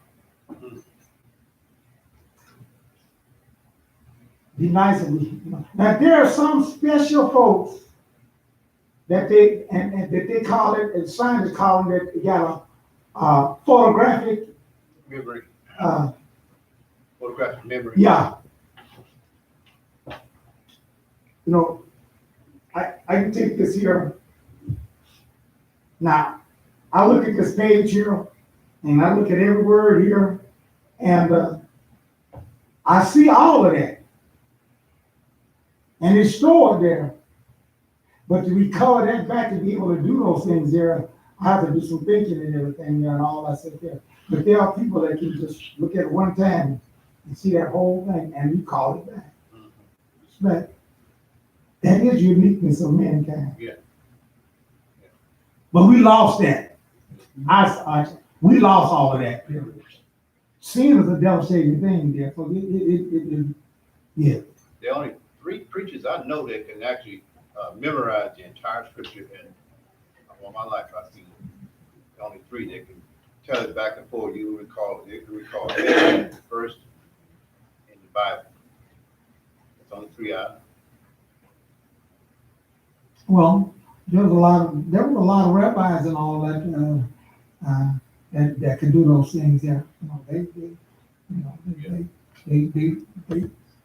They specialize in it and done those things. We do have a recall problem here, Right. but nevertheless, even them, even though they can read it point blank and all those things there, yet still the revelation of time and the revelation of things being fulfilled and the revelation of things being added to it brings up a whole new light of things. Correct. See, I think it's called revelation or revealing, and those things there. And so it's until we get the fullness of those things there and go forth. Our Haftorah reading is taken from the book of Micah, the 5th chapter, starting at the 6th verse through the 6th chapter and 8th verse. That is Micah 5:6 through the 6th chapter and 8th verse.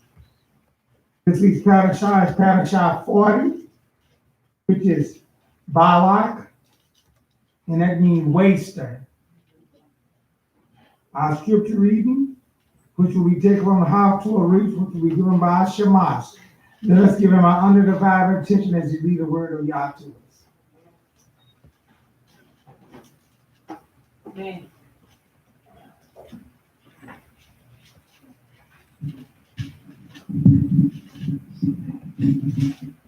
Shabbat shalom. Shalom. Scripture reading is taken from the book of Micah, the 5th chapter, 7 through the 10th verse.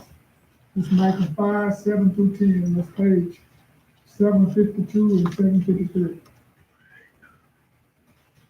Then the remnant of Yaakov, surrounded by many people, will be like dew from Adonai, like showers on the grass, which doesn't wait for a man or expect anything from mortal.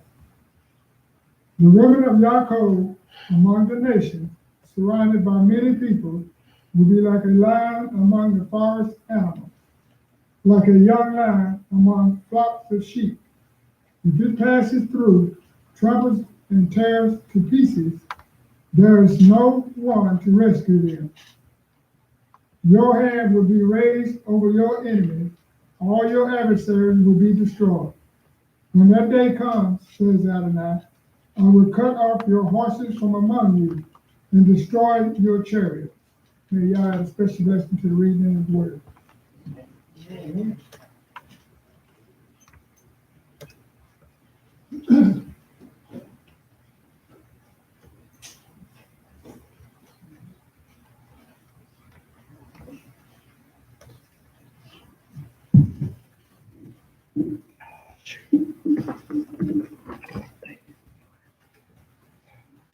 There are things that happen to us, there are things that come to pass and all those things there that, and until that full thrust of things come, we can rehearse about it, we can talk about it, and we can say those things there, and it does not seem to have that same effect, even to Mashiach.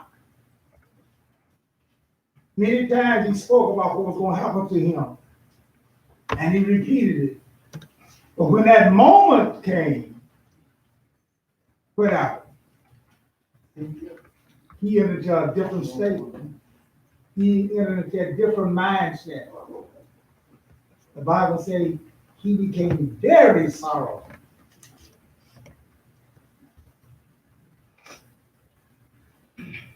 Very sorrowful. Usually he'd go off and pray by himself. This time he did it, he asked his disciples to pray with him.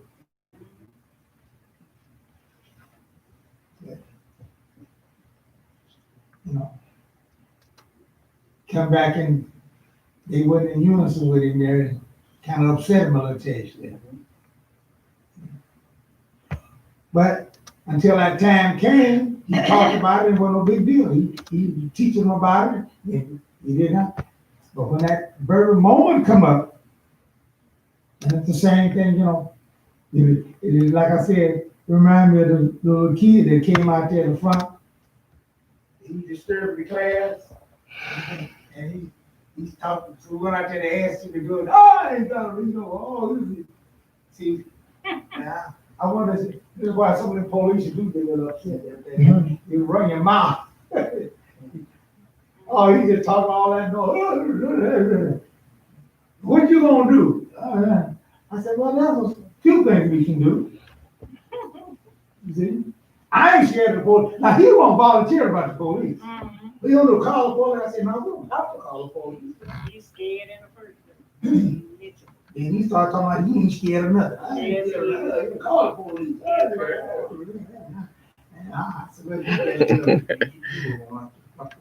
I said, well, we ain't got to wait for the police to lay hands on you. We can lay hands on you ourselves. So he kind of slowly drove on the street. They just looked at this up there. And all of a sudden I hear a boom!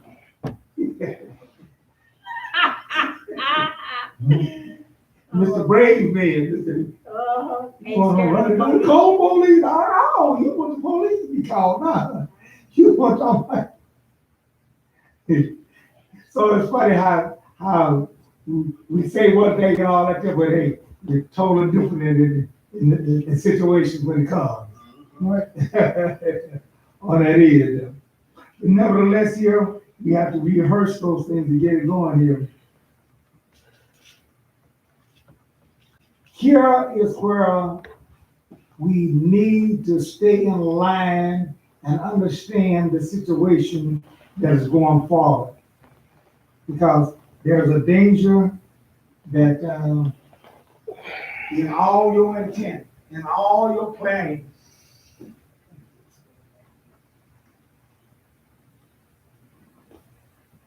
technology here, right? Yeah, okay, yeah, there we go. Take it easy on here. And tell you what, get some of this medicine that you take and all those things there, dries out your mouth, man, and stuff there, and you change your voice and everything there. Like to drink water and everything there, keep it going all that. But nevertheless, we'll head forward here on those things there. God, in dealing with the house of Israel, if you are not, please get this, because if you don't, you can't follow through on what I'm trying to establish, what I'm trying to do. Going over the Torah and those things there, yeah, they are nice stories, and those stories and stuff for little children when they can get on. But you're supposed to be grown. You're not little children anymore. So you don't have to be fascinated by just the stories. There's something important that God had these things written down and stuff for that's beyond just the stories. Mhm. And what that is for us to learn how God reacts with us. The better you know how to deal with them. I found that out from when I got ready to go to a job and all those things there. If I learned more about the job and everything there, and about what was expected when I went to go to talk to the boss and everything there, and I could talk more with what that was to my added advantage. She didn't go in there and do it. So, I don't know. You have to teach me everything and all that, you know. So it just, you know, God brought the children of Israel, our forefathers, out of Egypt, and he had a plan. He didn't just look down and say, well, they mistreated me and everything. I think I'm going to bring you out. I'm going to do it because you just cried to me and you want some, you need some help.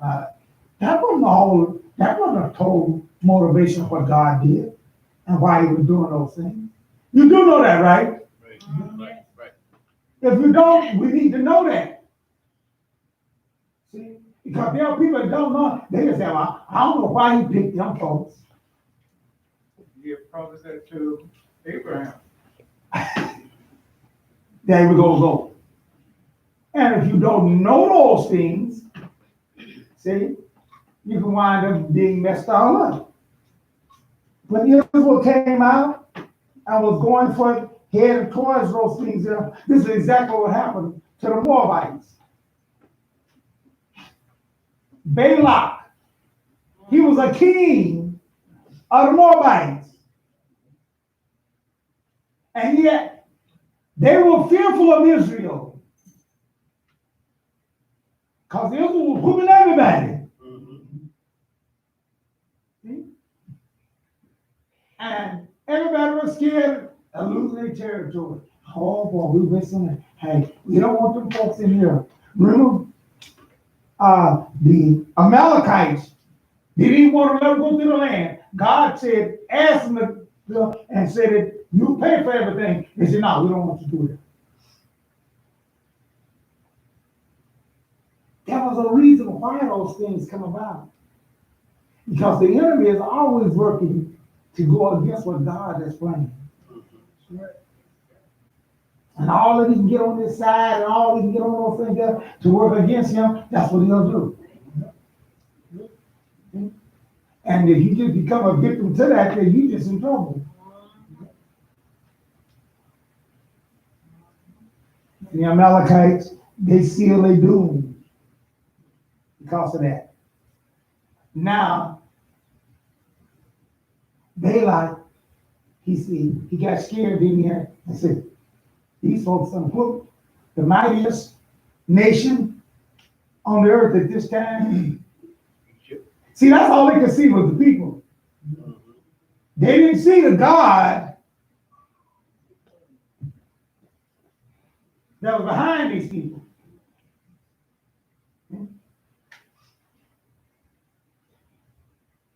They don't whoop the Malachites and whoop the other folks and then whoop. God was giving them the victory. And great fear went out over all the land. That's what was going on. And God said that he was going to choose them and he was going to get the glory. That was part of his doing. That was part of him being glorified. See? God wants us to remember those things that he did for our forefathers.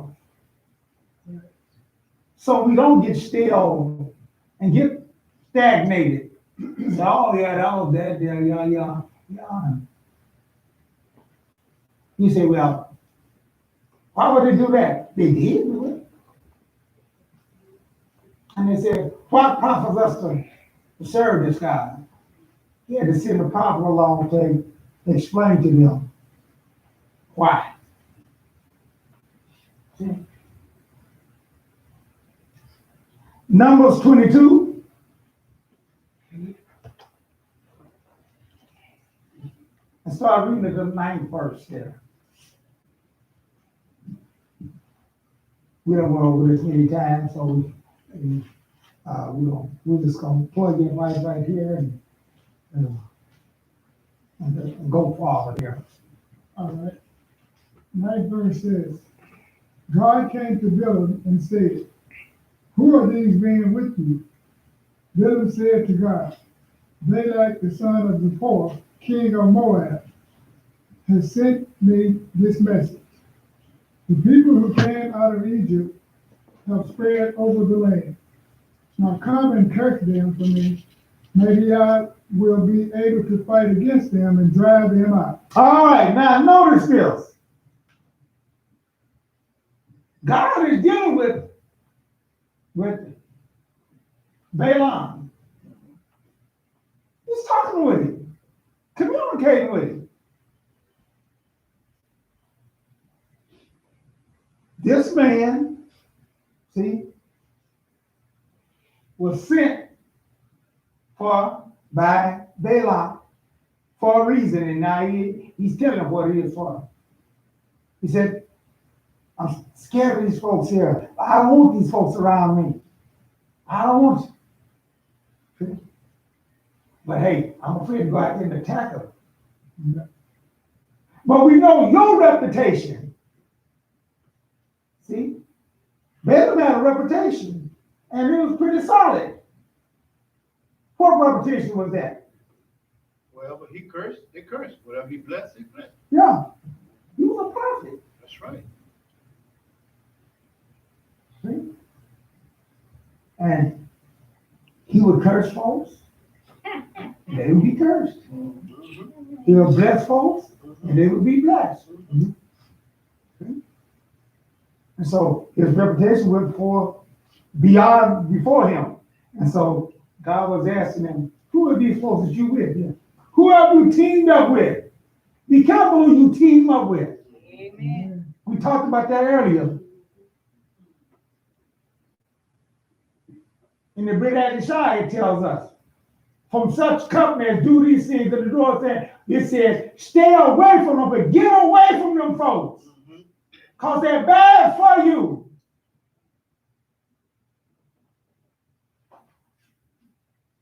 God told Israel, when you come to the land, leave them Canaanite ladies alone. That was hard. That wasn't easy now. Oh yeah, leave them Canaanite men alone too with me. They're what you Going do on both that. ways.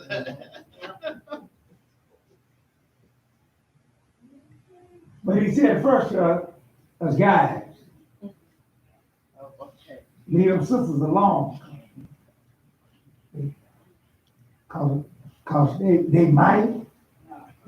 They will. We will. Try to wait for me. No, they ain't gonna do it cause hey, that's weak man. I'm strong man. There's some tough women. Did you just get me telling me about the young man or whatever by your house that hung himself? Yeah, I'm saying. And what was that all about? That was about a woman. That's about a woman. Yeah, let them go. All these women out here, that woman, that one particular woman, you just have to have. Boy, you look at her, she'll look like nothing. That's eyes of the beholder. Yeah. Yeah. Yeah, it'll be more. A lot of them use that Skinny scripture. leg and everything. They use that scripture to prove that you shouldn't marry outside your race. Yeah. That's not true. Yeah. Not true. Not true. And see, I was gonna say, if you get the wrong understanding of what the scriptures is saying there, not what it's saying. Sure, your own race will turn you away from y'all. Right. Exactly. And they'll kill you too.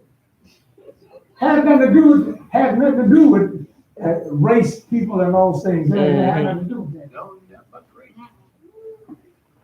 God had concluded. See, that's what this is how we got to understand about the God that we're dealing with, and that's what we don't know about.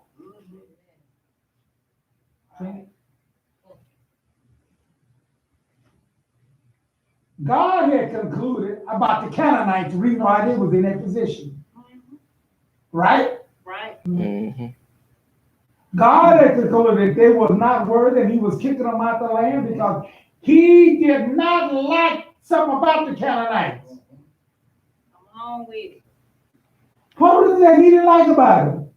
Oh, because they were pretty black women. Because they were this and all that there, and they had some. Nothing to do with what they look like. What's your idol God? Huh? What's your idol God? There you go. Balak and all those sacrifice they There killed. were their practices. Right. There were their things that they did that was offensive to God. That's right. Man. And he didn't like it. And he was through with them. And he had concluded, hey, they got to go. You got to go. Gotta go. We need to run our God. Amen. So here, Balak called them up, and Balaam was hearkening to them and listening to them because that was part of what he did. Well, let's see what happened. Read on. 12th verse says, God answered Balaam, you are not to go with them. You are not to curse the people because they are blessed. Now, whoa, right there. Did you get that? Yeah.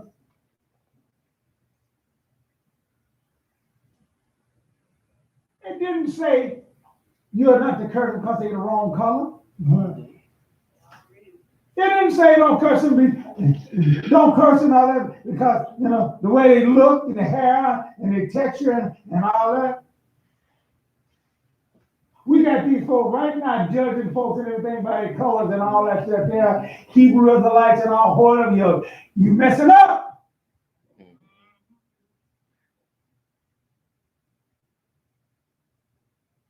God told him, don't go.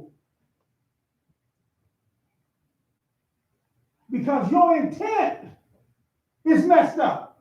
Right. You got the wrong intent. Yeah. Oh yeah, the king was offering big money. Okay? Doesn't matter about how much money and all those things there. You better consider what you are being asked to do. Look at the overall picture of what you're being asked to do. These people invading our land and taking over my land and coming through here and all that stuff there. We got a right to defend ourselves. You know, people do that wrong. But God was the one that was leading them and carrying them through that. So God told him, leave them alone. Don't you go up there to curse them. Why? See, because they are a blessed people. Rebellious but blessed. See?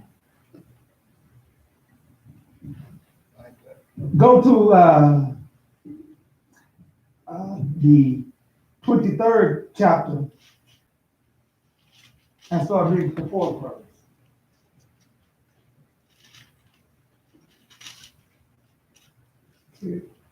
God met Balaam, who said to him, I prepared the 7 altars and offered a bull and a ram on each altar. Then Adonai put a word in Balaam's mouth and said, go on back to Balak and speak as I tell you. He went back to him, and there standing by his burnt offering, he with all of the princes of Moab, he made his pronouncement. Balak, the king of Moab, brings me from Aram, from the eastern hills, saying, come, curse Yaakov for me. Come and denounce Israel. How am I to curse those whom God has not cursed? How am I to denounce those who Adonai has not denounced? From the top of the rocks I see them. From the hills I behold them. Yes, a people that will dwell alone and not think itself one of these nations, the nations, who has counted the dust of Yaakov, or numbered the ashes of Israel. May I die as the righteous die. May my end be like theirs. Balak said to Balak, what have you done to me? To curse my enemies is why I brought you, and here you have totally blessed them. He answered, mustn't I take care to say just what Adonai puts in my mouth? Balak said to him, all right, come with me to another place where you can see them. You will see only some of them, not all, but you can curse them for me from there. He took him through the field of Zophim to the top of the Pisgah range, built 7 altars and offered a bull and a ram on each altar. Balaam said to Balak, stand here by your burnt offering, while I go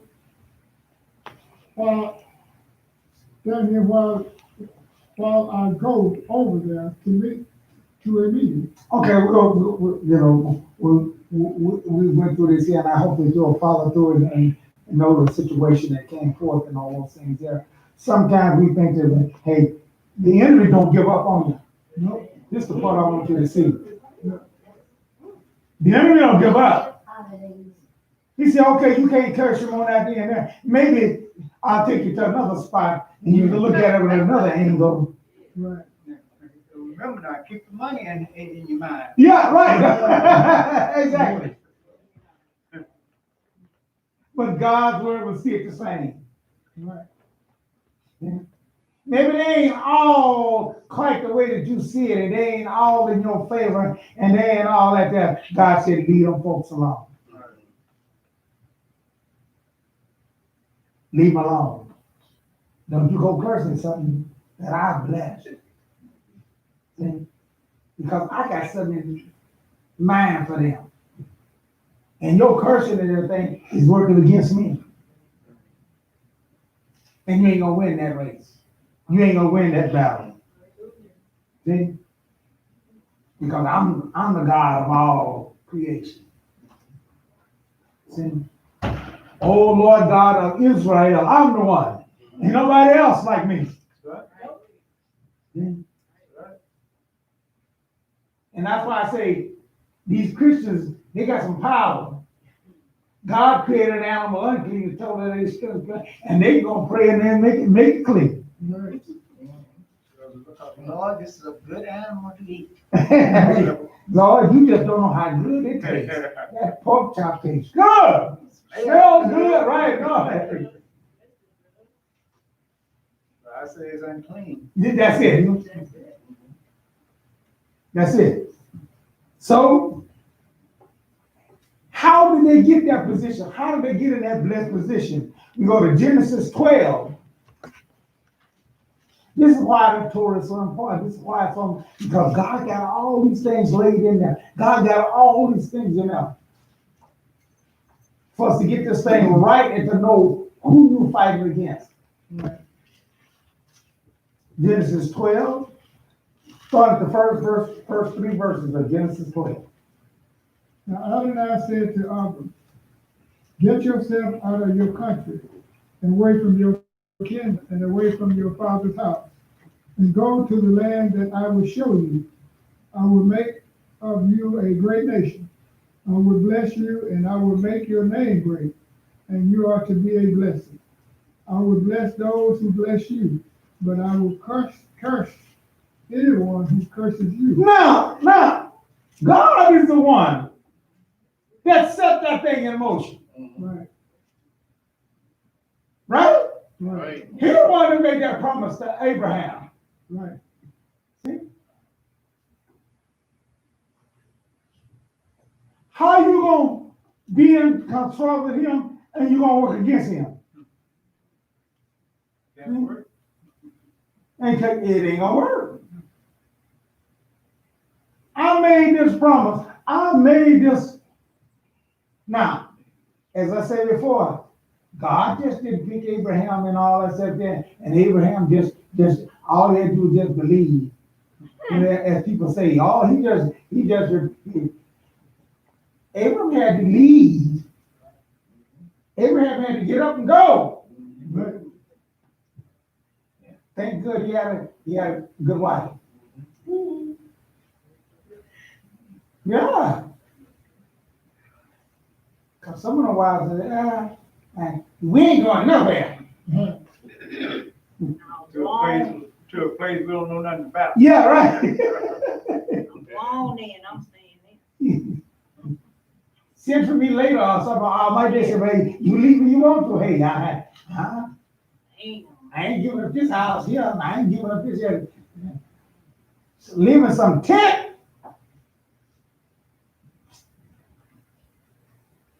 That's just like my stepfather and my uncle. They both, went to Florida. They said, well, we're gonna send for the family once we get down there and get established, So they drove to Florida. They almost starved to death, so they came back to party. Brinkley, yeah. Say, hey, we better stay here. Yeah.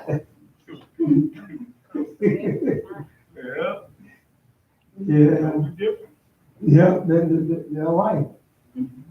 Yes. It does remind me of myself, when y'all told me to come here. I came here with $60 in my pocket, one-way ticket. And I had to live in the Salvation Army for a while. But I learned to trust God all the way, regardless of what the situation looked like. And then after God seen that I had trust in him and waited on him, then he rewarded me for my faithfulness. And pretty soon, I came here so I can learn the truth. He knows how to bring you to where you need to be. And that's the thing. That's the thing. Yeah.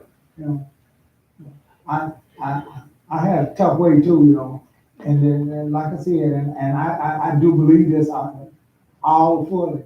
If I hadn't had a wreck right down the street here, and those things happened to me, and those things here, I would not be here doing what I'm doing now, and in the situation because I was totally opposite at that. Like I said, we were fighting against the people that know the truth, calling them witches and stuff. Well, I wouldn't be living today. So God carried us through we all got our experience. We all got those things here that each and every one. But you're here. Amen. See? That's it. And there's a reason why you're here. Yeah. As the Shemash always said, you are a special people. Because everybody can't do what you do. I've talked to many folks, and they can't do what you do. What you've done. So don't let nobody tell you that you're not special. You are special. And you become a part of that blessed folks that God was telling Balaam, don't curse. Don't curse. Because what their forefather, Abraham did, Abraham, Isaac, and Yaakov, I'm the God of them. That's why God is identified with them. So we got to understand, I would have known all those things had we not studied those things that God had written down by these special holy men that wrote these things down for us to be able to read it, to go through. Now, go to Numbers 24.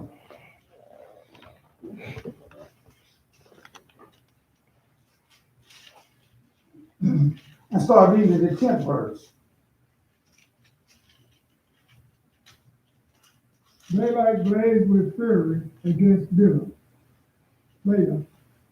He struck his hands together and said to Balaam, I summon you to curse my enemies, but here you have done nothing but bless them 3 times already.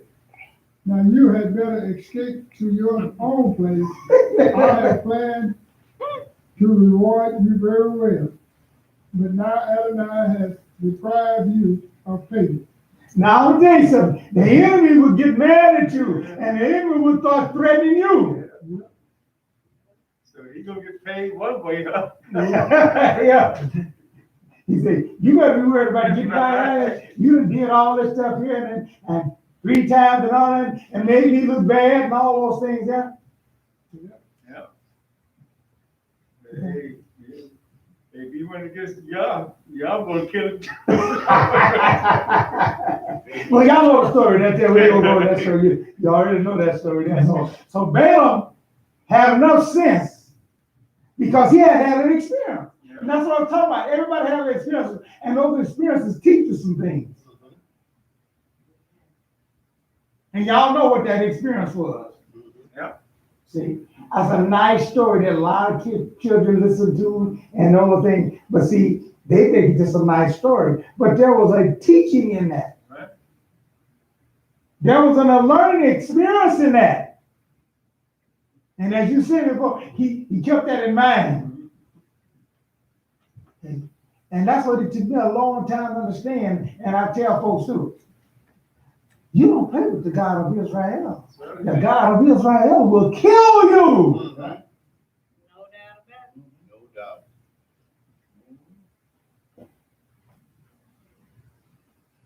He will cause some bad things. But we got people, oh no, I'm a fire. He don't do nothing bad. He don't do. I don't know what book they're reading. They still ain't read the Bible. That's their imagination. And wrong. All through the Bible, even New Testament teach you that. Yeah. That's why you have to read all of it. Yep. That's why we need it all. Yep. Amen. Acts and 9 Sapphira, that thing. Well, that's true. Yeah. But you see how, coming up and how you get the wrong concept of those things there? Yeah. So we have to have these experiences that teach us. See? And I said that was God that did that for me. Hey, slowed me down, took me down, so I get to meet Ella Maxfield, and boy, I hated it too. Man, come out, man, couldn't go nowhere. Couldn't leave. See, my daughter, she riding there, had a boot and everything on. She kind of more like, hey, that I didn't have that there just like that. So I mean, I was stuck. I couldn't. Couldn't get out of bed. Here he comes. There you go. Both legs. Yeah, Both legs. I had both legs broke, right? I bet you say, oh man, here he comes. That's what I used to say. Yeah, that's not what I said. Oh, Right. here he comes. Nobody gonna talk about it. Right. How you doing, boy? I'm good. But, it was good though, but Yeah. at the time, I didn't see it that way. Yeah. So here, Balak was mad. He was upset. Read on. Let's see what happened. The 12th verse says, Balaam answered Balak, did not tell the messengers you sent me that even if Balak would give me his palace full of silver and gold, I could not of my own accord go beyond the word of Adonai to do either good or bad. That what Adonai said is what I would say. But now that I am going back to my own people, come, I will warn you what this people will do to your people in the last days. So he made the pronouncement. This is the speech of Balaam, son of Beor, the speech of the man whose eyes have been opened, the speech of him who hears God's word, who knows what Elion said, who sees what Shaddai sees, who has fallen, yet has open eyes. I see him, but not now. I behold him, but not soon. See, now, I want you to understand what I'm saying. All these things that he was talking about was things that was going to take place in Israel, and he was even talking about the Messiah coming. See? And that didn't happen until thousands of years later. See? So these things that he was talking, and that's what makes the Bible, that's what makes the Torah so unique. You know, it's infinite, just like God is infinite. Right. See? And therefore, he was telling him all these things is going to take place. And yet still, there are other things that are going to take place. He said, but this is going to be bad for you. See? It's going to be bad for your people. And this is going to, not only that there, because in Genesis, there was another part of what God applied to Abraham that make us special. And we follow through that same line. He said, God said, I will bless them that bless you. And he also said something else. I will curse them. Yes. Yeah. That curse you.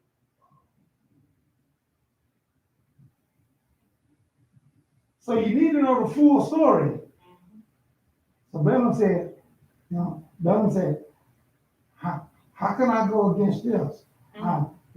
But he wanted that money though. Because that was his trade, that was his business. God shut him down against his own business. I want you to understand this. God said, no, you can't do this. Lord, you don't know. I'm gonna lose a whole lot of money. Hey, you better make a decision on what you want to lose.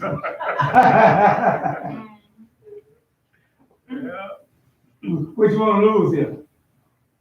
So we have to do the same thing, therefore. We have to, and like I told y'all, my relative always told me I had lost my mind.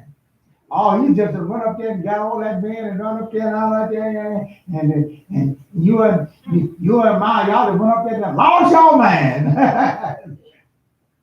And I was offended by when they said that. Y'all wasn't raised to do like that stuff and go like that, but they were right. But it took me a while to appreciate that. You recognize. Yeah. It's best to lose your mind than to lose eternal life. There you go. That's what God wanted me to do. Lose my mind. That's what God wants you to do. Lose your mind. And if you didn't lose that mind, you ain't gonna make it.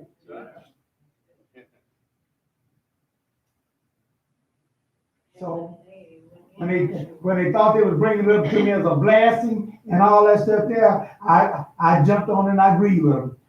Usually the time I go defensive on them. This time I agree with them. I said, whoa. And they say, well, you just lost your mind. That's all it is. You let that man just slow you and all that stuff and just lost your mind. And I said, you're right. I said, you're right. Boy, he looked at me, but what? Wasn't expecting that. I said, you're absolutely right. I lost that old mind on Christmas, and I lost that old mind on can't count to 7. I lost that whole mind on eating all that kind of stuff in there. Halloween. I'm glad I lost that. And they need to lose theirs too.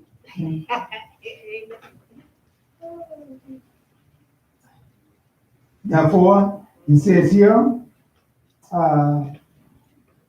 he began to start telling what's going to take place. Why are these things going to take place? God told us why they're going to take place. And it's still true today. Yeah. Because we're going to get to some of the things here. It's true today. I had never read that all the years. What? It's, Yeah. I had never seen it before. Yep. I hadn't even talked nothing about none of that. Okay? But he said, hey, look, Wow. this is going to take place. This is going to happen. Oh, that's just old stories and all that. Hey, yeah, that's over with. No, it's not. Prophecy. No, it's not. See? It's in progress. Prophecy. It's in the progress to get to the finishing product. God is dealing with us through processes to get us to the finished product. And just because you go through one point of the process, don't mean that you're the finished product. Amen. That's what I was talking about last Shabbat when I asked y'all a question between the difference between sweet bread and cake. In case you wasn't following, I didn't mean to lose anybody when I was doing it, but that was the reason why I was asking. You might start out similar in those things there, like the sweet bread and the cake and everything. It might start out similar there, but it has to go all the way through the process for it to be a cake. And even almost at the end there, as some of y'all told me that, you get to running and bouncing in the house and everything there on that, and still mess up the cake. And I remember Mama said that she'd get upset. You run into that kitchen and stuff. I got my cake in there. You got.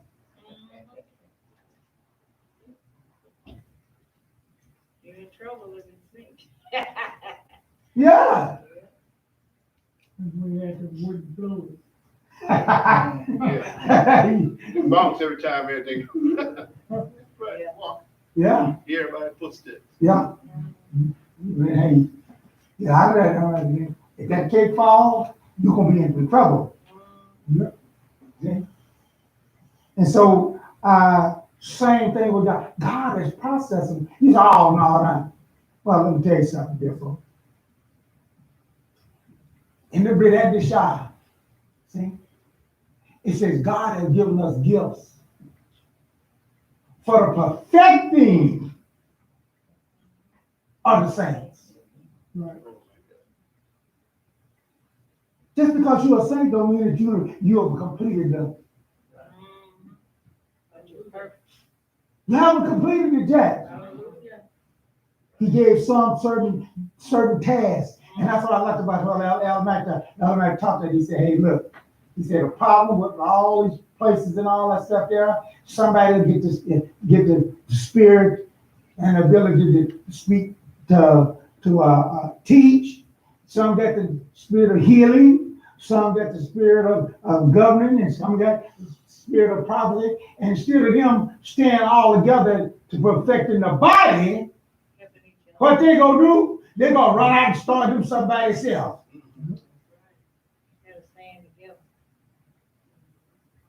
See, it don't work like that. Amen.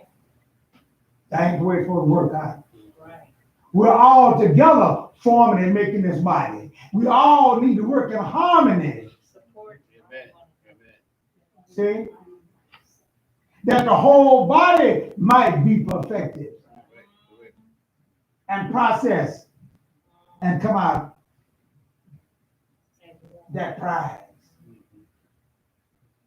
And that's what you got to understand, and that's what you got to learn and understand all those things. And so here we see that he warned them and told them about those things. Then he sent the prophets to Israel to warn them, because you're jumping up, you're making too much noise. you cutting up, you're doing stuff and everything that's messing up this end product. That's why it's so important that we know what's going on. See? Some of those cakes and everything there, you need to read them, because you don't cook it at the right, bake it at the right temperature, or then put it in fire. I just put it. Well, what nobody need to put it at? 500. I'll just put it at 800. Just put it. Put it all up. Okay. No, No, see, everything has to go forth. It tell you a certain time to do those things there, and he tells you what temperature to put it at on for it to do that, and how long to put it at, and all those things is important. It's the process. See? That we need to go and follow through. Amen. See? For the end result to come out like they do. God is telling Israel, he told Balak, don't curse these folks. I done blessed them. See? And there's a reason why I blessed them. Because I made a promise. See? And I'm going to fulfill my promise. God keeps his word. He don't fail on his word. But not only that there, but I got some other things too. He said the prophet, go to Amos, the 3rd chapter.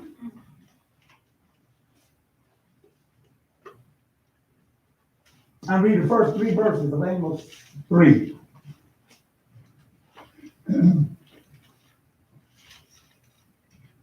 Listen to this word which Adonai has spoken against you, people of Israel, against the entire family that I brought up from the land of Egypt.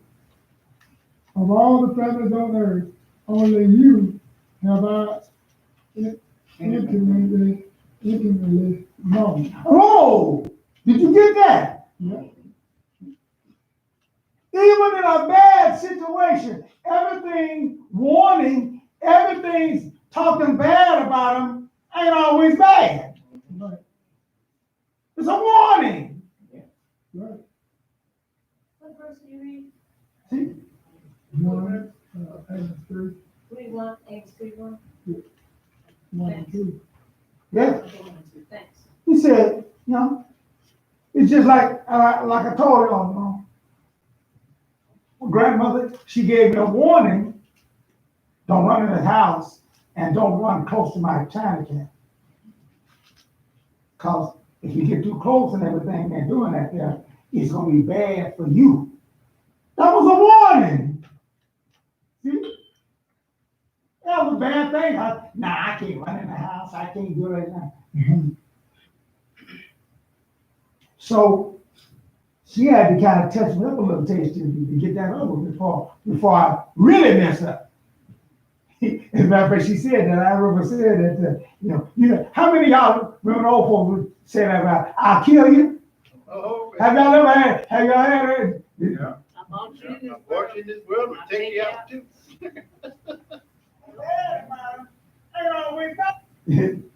And so she said that, she said that. I said, why are you whooping me? I didn't know that. She said, hey, I'm doing this here to teach you a lesson and everything before I have to kill you. You mess up my child. Mess up my child. Grandma the key. Get your warning first. Yeah.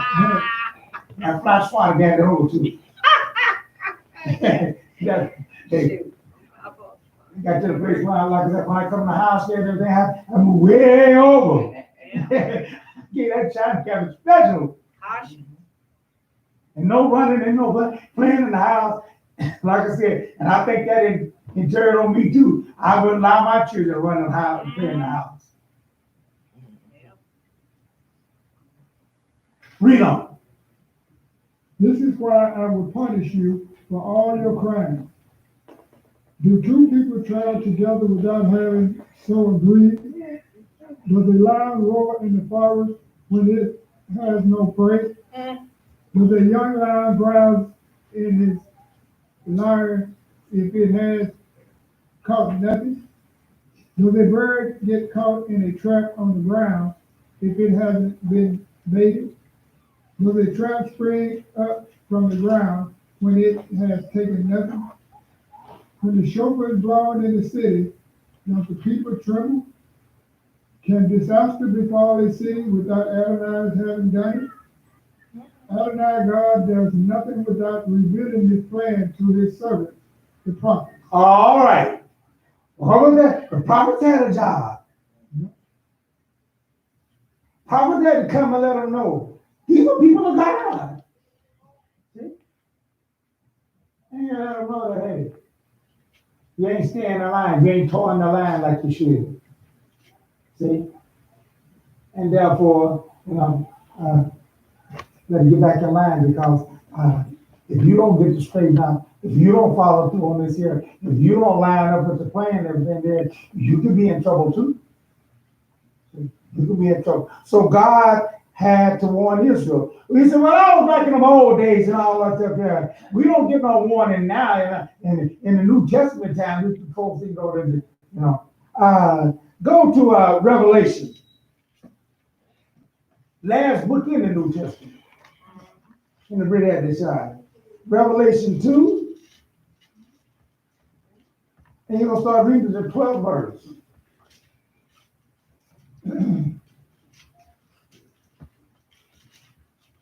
To the angel of the Messianic community in Pergamum, right. Here's the message from the one who has the sharp, double-edged sword. I know where you are living, there where the adversary throne is, yet you are holding on to my name. You did not deny trusting me even at the time when your faithful witness and Archippus was put to death in your time. Now notice this. Talking to the community, they had some righteousness. They were born again. They were people that had changed and became part of this community that was doing right, kept staying by the name. And God, they were being praised for that. But read on, let's see what happened. There where the adversary lives. Nevertheless, I have a few things against you. Whoa, what? Few things against you. These were folks that were well taught and been in the Messiah had died, went back, and Paul and them was going for teaching and all those things there, and they had accepted the truth and all those things there. Years after that, see, and he said, but I got some things. I got a few things you ain't come up yet. You still in the process. You ain't completed this process. Right. You ain't quite made it all exactly what I want. And what's wrong? Read on. You have some people who hold on to the teaching of Balak. Well, who's Balaam? Okay. Who's Balaam? If you don't know who Balaam is, then all that, how you gonna understand? How you gonna know what they're talking about? See? Well, guess what? Balaam was a man. We just got to talking about it. Trying to curse Israel. That was called to curse Israel. Call to curse Israel. Balak is the one trying to curse Balak. See, Balak wanted him to curse, but the one who was going to do it was Balak. Balaam was the one that did the cursing and did the blessing, and that's why he was hired. Balak is the one that hired him Right. to do that. Right. That was part of his business. That was part of what he did. And he got away with it for a long time until he ran against the God of Israel. See? Read on. Verse 14. I'm in the middle of the 14. Okay. Who taught Balak to set a trap for the people of Israel, so that they would eat food that had been sacrificed to idols and commit sexual sin. Likewise, you too have people to hold on to the teaching of Nicolaitan. Yeah. Therefore, turn from these sins. Otherwise, I will come to you very soon and make war against them with the sword of my mouth. Now he said, turn against those sins. Yeah. How was their sins and everything? There were sins in their teaching. What they had accepted and what they had started teaching.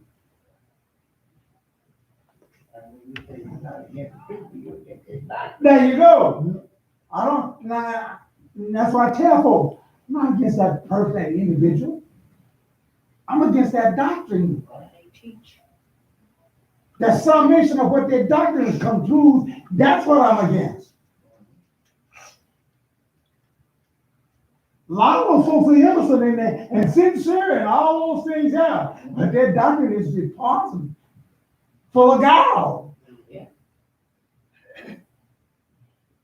They were still holding on to it. But what was the teaching? What was the Balaam? If you read the story and all those things there, and just a part that we went through there, not the whole Parashah, Balaam stood up for God, didn't curse him, but he did do some things that was messed up because he wanted to get paid.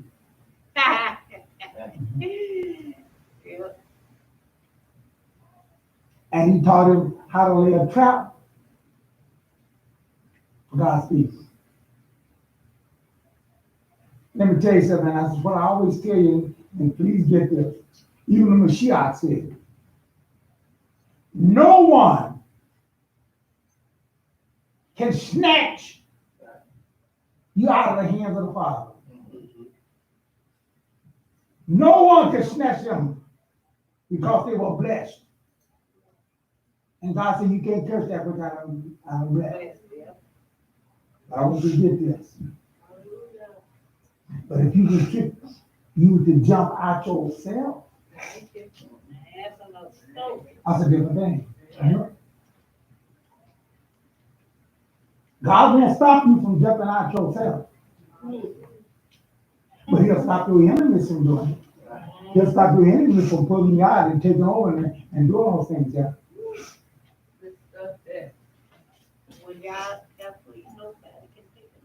All these things we learn from experiences. All these things we learn from going back over and see how God deals in these situations, so we can learn how God is. That's what we got to understand. He told him, read that again. That start at the 14th verse. Yeah. 14. Of Revelation. Nevertheless, I have a few things against you. You have some people who hold on to the teaching of Balaam, who taught Balak to set a trap for the people of Israel. All right, see, so Balaam taught Balak. He said, okay, I can't curse him, I can't do what you want him to do, everything, but I can tell you how to way to get him in trouble, get them folks in trouble with their God. Oh, my God. Now, see. You see? Yeah.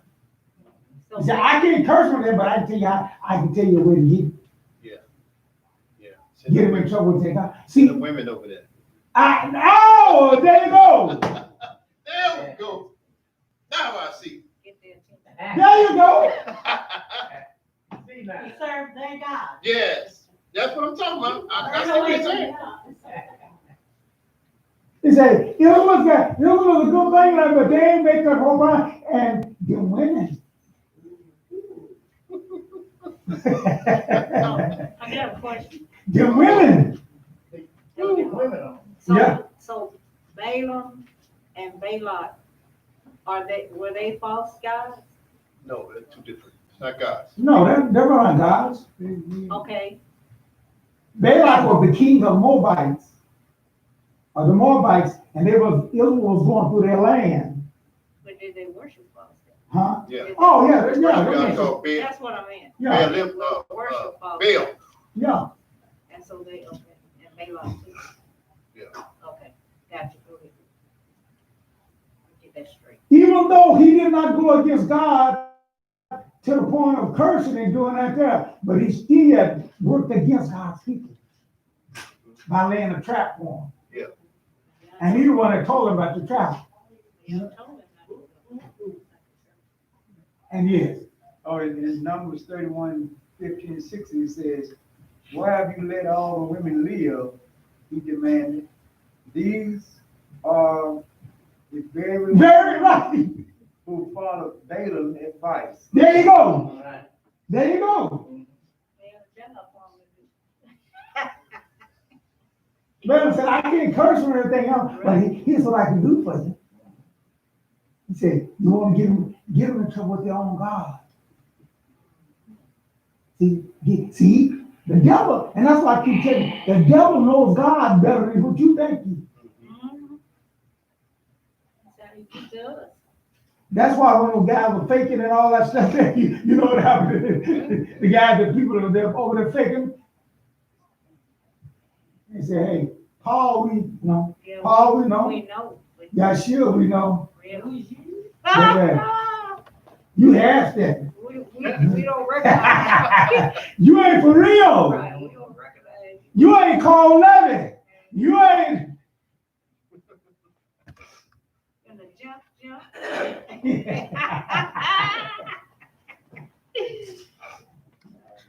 Otherwise, if you don't understand these things, these stories and these things that we read don't make no sense. You know, you don't get no roller, you don't get no tie into until you start understanding how God deals and how He operates. Then you start saying, "Oh, now, oh yeah."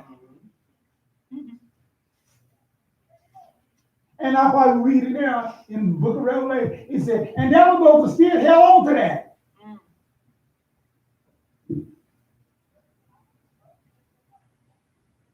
Because Moshe was mad at them, because the very people that when God sent over there to get revenge on them, and they let the pretty ladies, they still had that same weakness. He said, this is the very reason, this is the very cause that you're in trouble. Yeah, but you don't understand. They couldn't listen. I could have me 2 or 3 wives, and I just.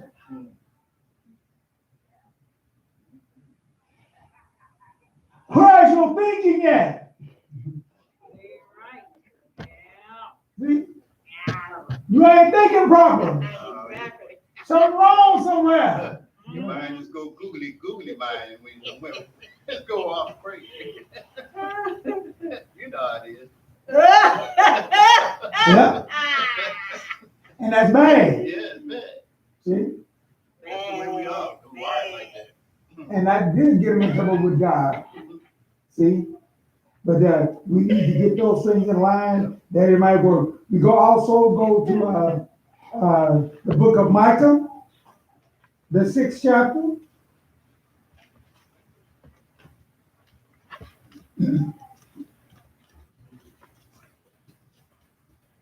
Start reading the 3rd verse. My people, what have I done to you? How have I wearied you? Answer me. I brought you up from the land of Egypt. I redeemed you from a life of slavery. Now, I want you to understand. Are you following what I'm trying to tell you? Are you following Yes. what is going on here? Yes, sir. If we would keep these things in mind, the enemy will not be able to do it. God said, what's wrong with my people? Then God go back and rehearse over to them what happened if they would have been following what God told them to do, studying the Torah, go forth and to rehearse that a lot of those things they wouldn't have done. But God had to go back and remind them all over again. That's why we do those things, to rehearse us over, because the enemy, he ain't got no memory problem.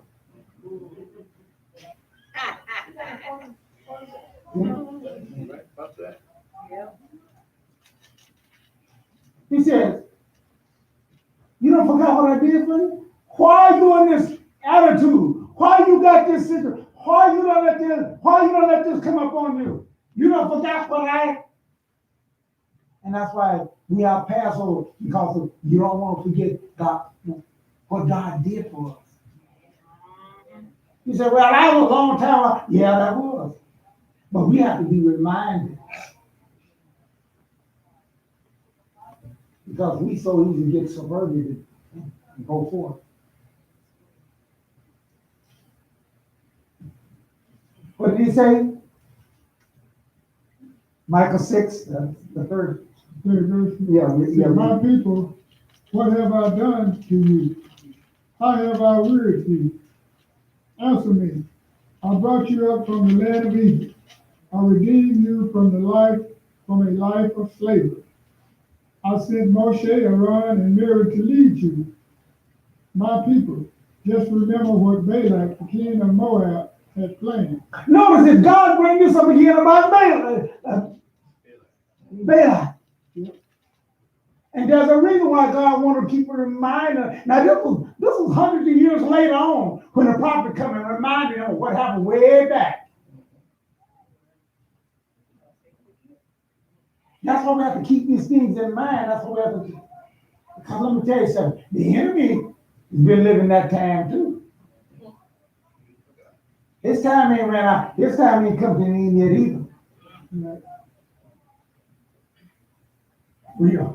What Balaam, the son of Beor, answered him, and what happened between Shittim and Gilgal, so that you will understand the saving deed of Adonai, with what I can come before Adonai to bow down before God on high. All right. So you have to keep these things in mind because that's part of your process of your salvation. Right. You say, well, I don't need to do all that. Yeah, I don't know all that. I got the Mashiach. Well, therefore, let me tell you something. The Mashiach said, do you know the number one teaching of the Mashiach? Do you know the number one teacher of the Mashiach? Watch and pray. It's don't get you into temptation. We read it every Shabbat here. We read it every Shabbat. Oh, yeah, yes. Love the Lord with all your heart, your soul, and mind. That's exactly the Shabbat. Understanding the position of the Father.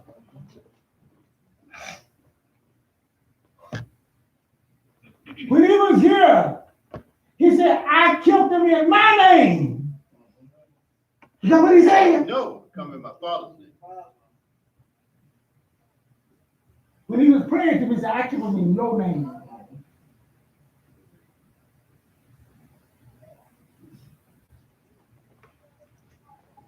Why? Because he understood, as I said before, he understood the position that he was in and what was going on.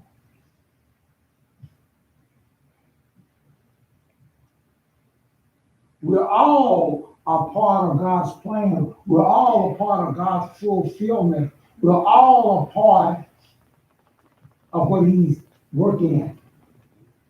God revealed to the prophets to let us know some of these things that's going to take place. Amos 9. Amos 9.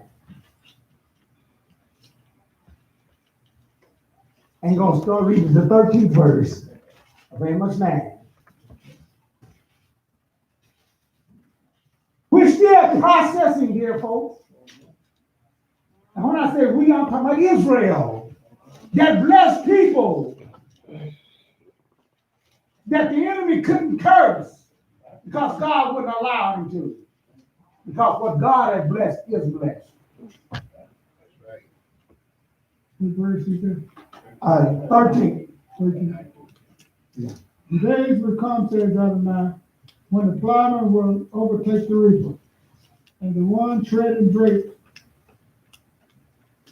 the one sowing seed, sweet wine will drip down the mountain, and all the hills will flow with it. I will restore the fortune of my people Israel. I will restore the fortune. In the Merit Hadashah, that's what they asked the Mashiach. when he was getting ready to ascend back to heaven, they asked him a question. That was part of what they were saying, asking him about. When are you going to finish this project? When is this thing going to be finished? When is this promise going to be taken care of and all that? And he said, it ain't for you to know that right now. Because why? The time ain't, you ain't up to that process yet. Right. Here's the process that you're going to be doing. But that ain't going to stop the key. That ain't going to stop it from happening. See? You just in the process of putting the eggs and the flour and beating it, beating the cake together and mixing it all up. You in the mixing bowl there. See? You ain't got to worry about how hot the oven gonna be and all that, and what pan will be in the cake pan and what kind of shape will be. You ain't ready for that right now. Final result. Right.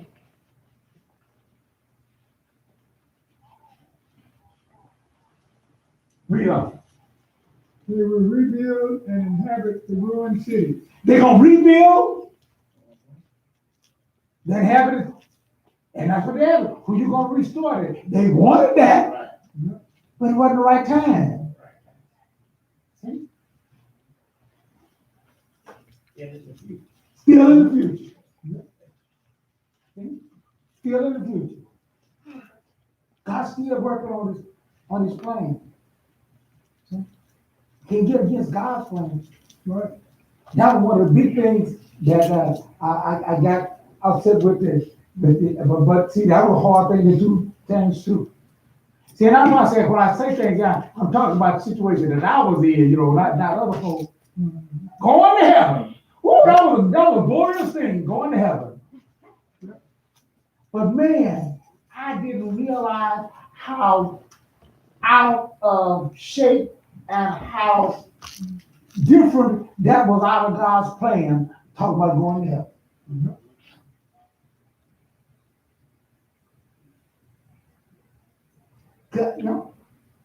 Even though it was said right there in the prayer that the Messiah taught, thy kingdom do what? Come. And what are we all? What we was all looking forward to do? Go. And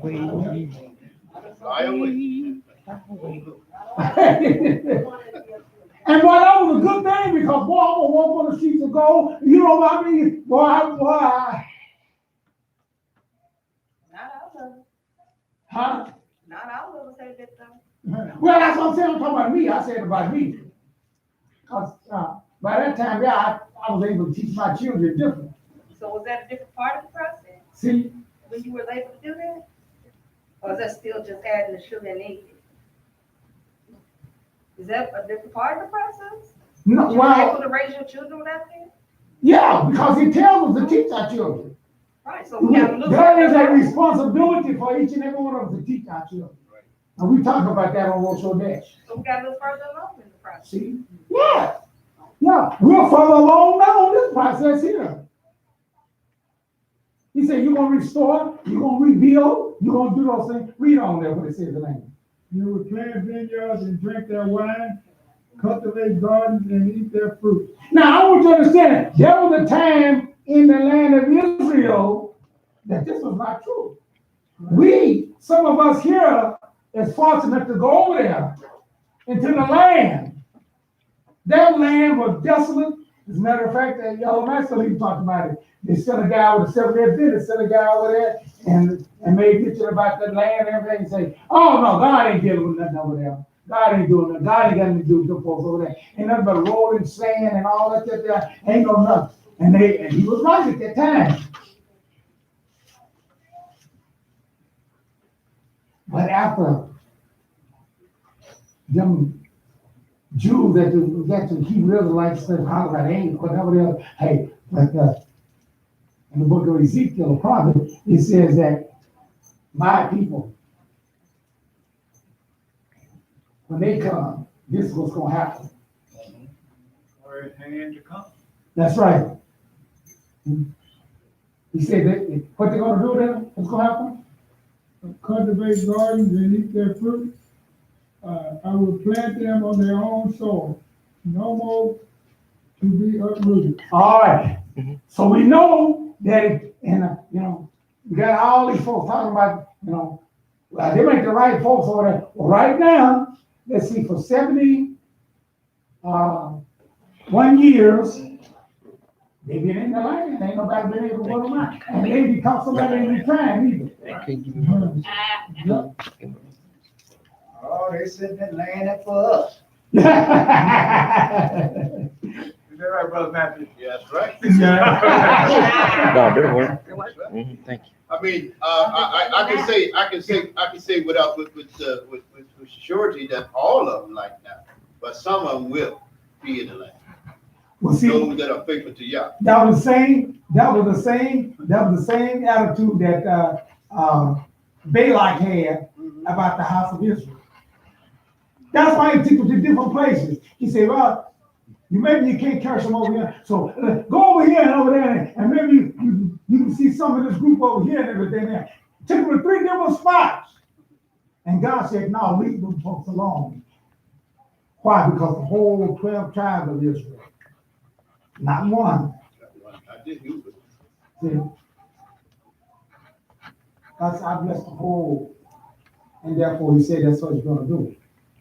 So we have to understand we can't fight against God. That's the thing I want you to get and understand. We need to know God's plan, and a lot of things will keep us out of a lot of trouble and keep us out of getting ourselves in situations and teachings and doctrines that messes us up. Yeah, that sounds like a good doctrine, what you're talking about, what they're saying, but it just don't add up. Just cause they white and we black.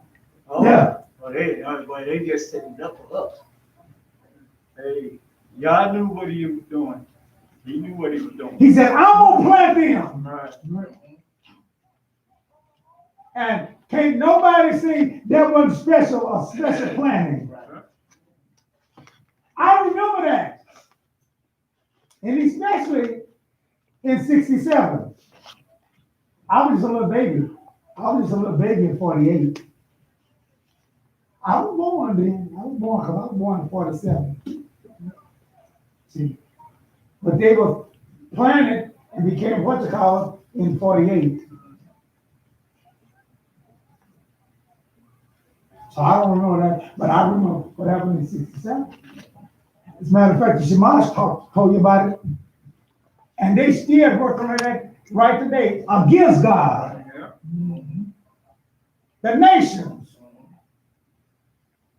And they thought, and that's what I'm trying to say, they thought, and they said that Trump's new idea and Trump, that's the end of the two-state solution. That's what they thought. They had it all out. And I said, no, not so. I remember talking to some of my colleagues and folks, talking and stuff. They said, well, look like you got that wrong. I mean, Trump was gonna do all that because they're gonna annex this and they're gonna do all that there, and that's gonna and they ain't gonna longer have that two-state solution. So if no two-state solution goes down, that means all your theory, what y'all been teaching everything over the branch rules is gone. I said, they ain't going over. Because God's word says it's going. And guess what? As he was saying today, it's back on. It's back on. You might look that way and all those things there, but hey, the bottom line is, it's back on. God done told us how it's going to turn out. He already told us how it's going to turn out. And that's what I'm counting on. I'm counting on Yah bringing his word to pass. Amen. See, and that's what I'm counting on. Not my word and not all of it, but Yah's word. Amen. That's what Ellen Mack was talking about when he was talking about the Daystar book that he wrote. He said, I'm not counting on something because of me. And what I done wrote, He said, I'm counting on it because of what God done said. Not that I'm a great prophet and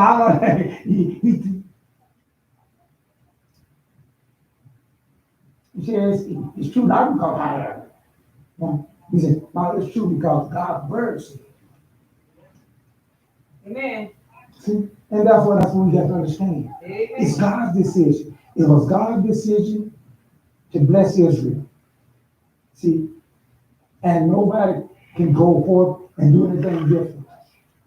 God said that Yerushalayim was going to happen to it, and that's what's going on. We're in the facing of that right now. We get very close to it. They're going to bring those things about, but it's back on.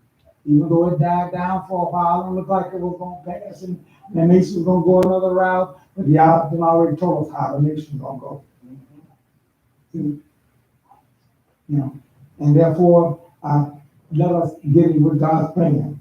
In closing for the day, don't go against that which Yah has blessed. See, don't do that. Yah has blessed. All this is about what Yah done.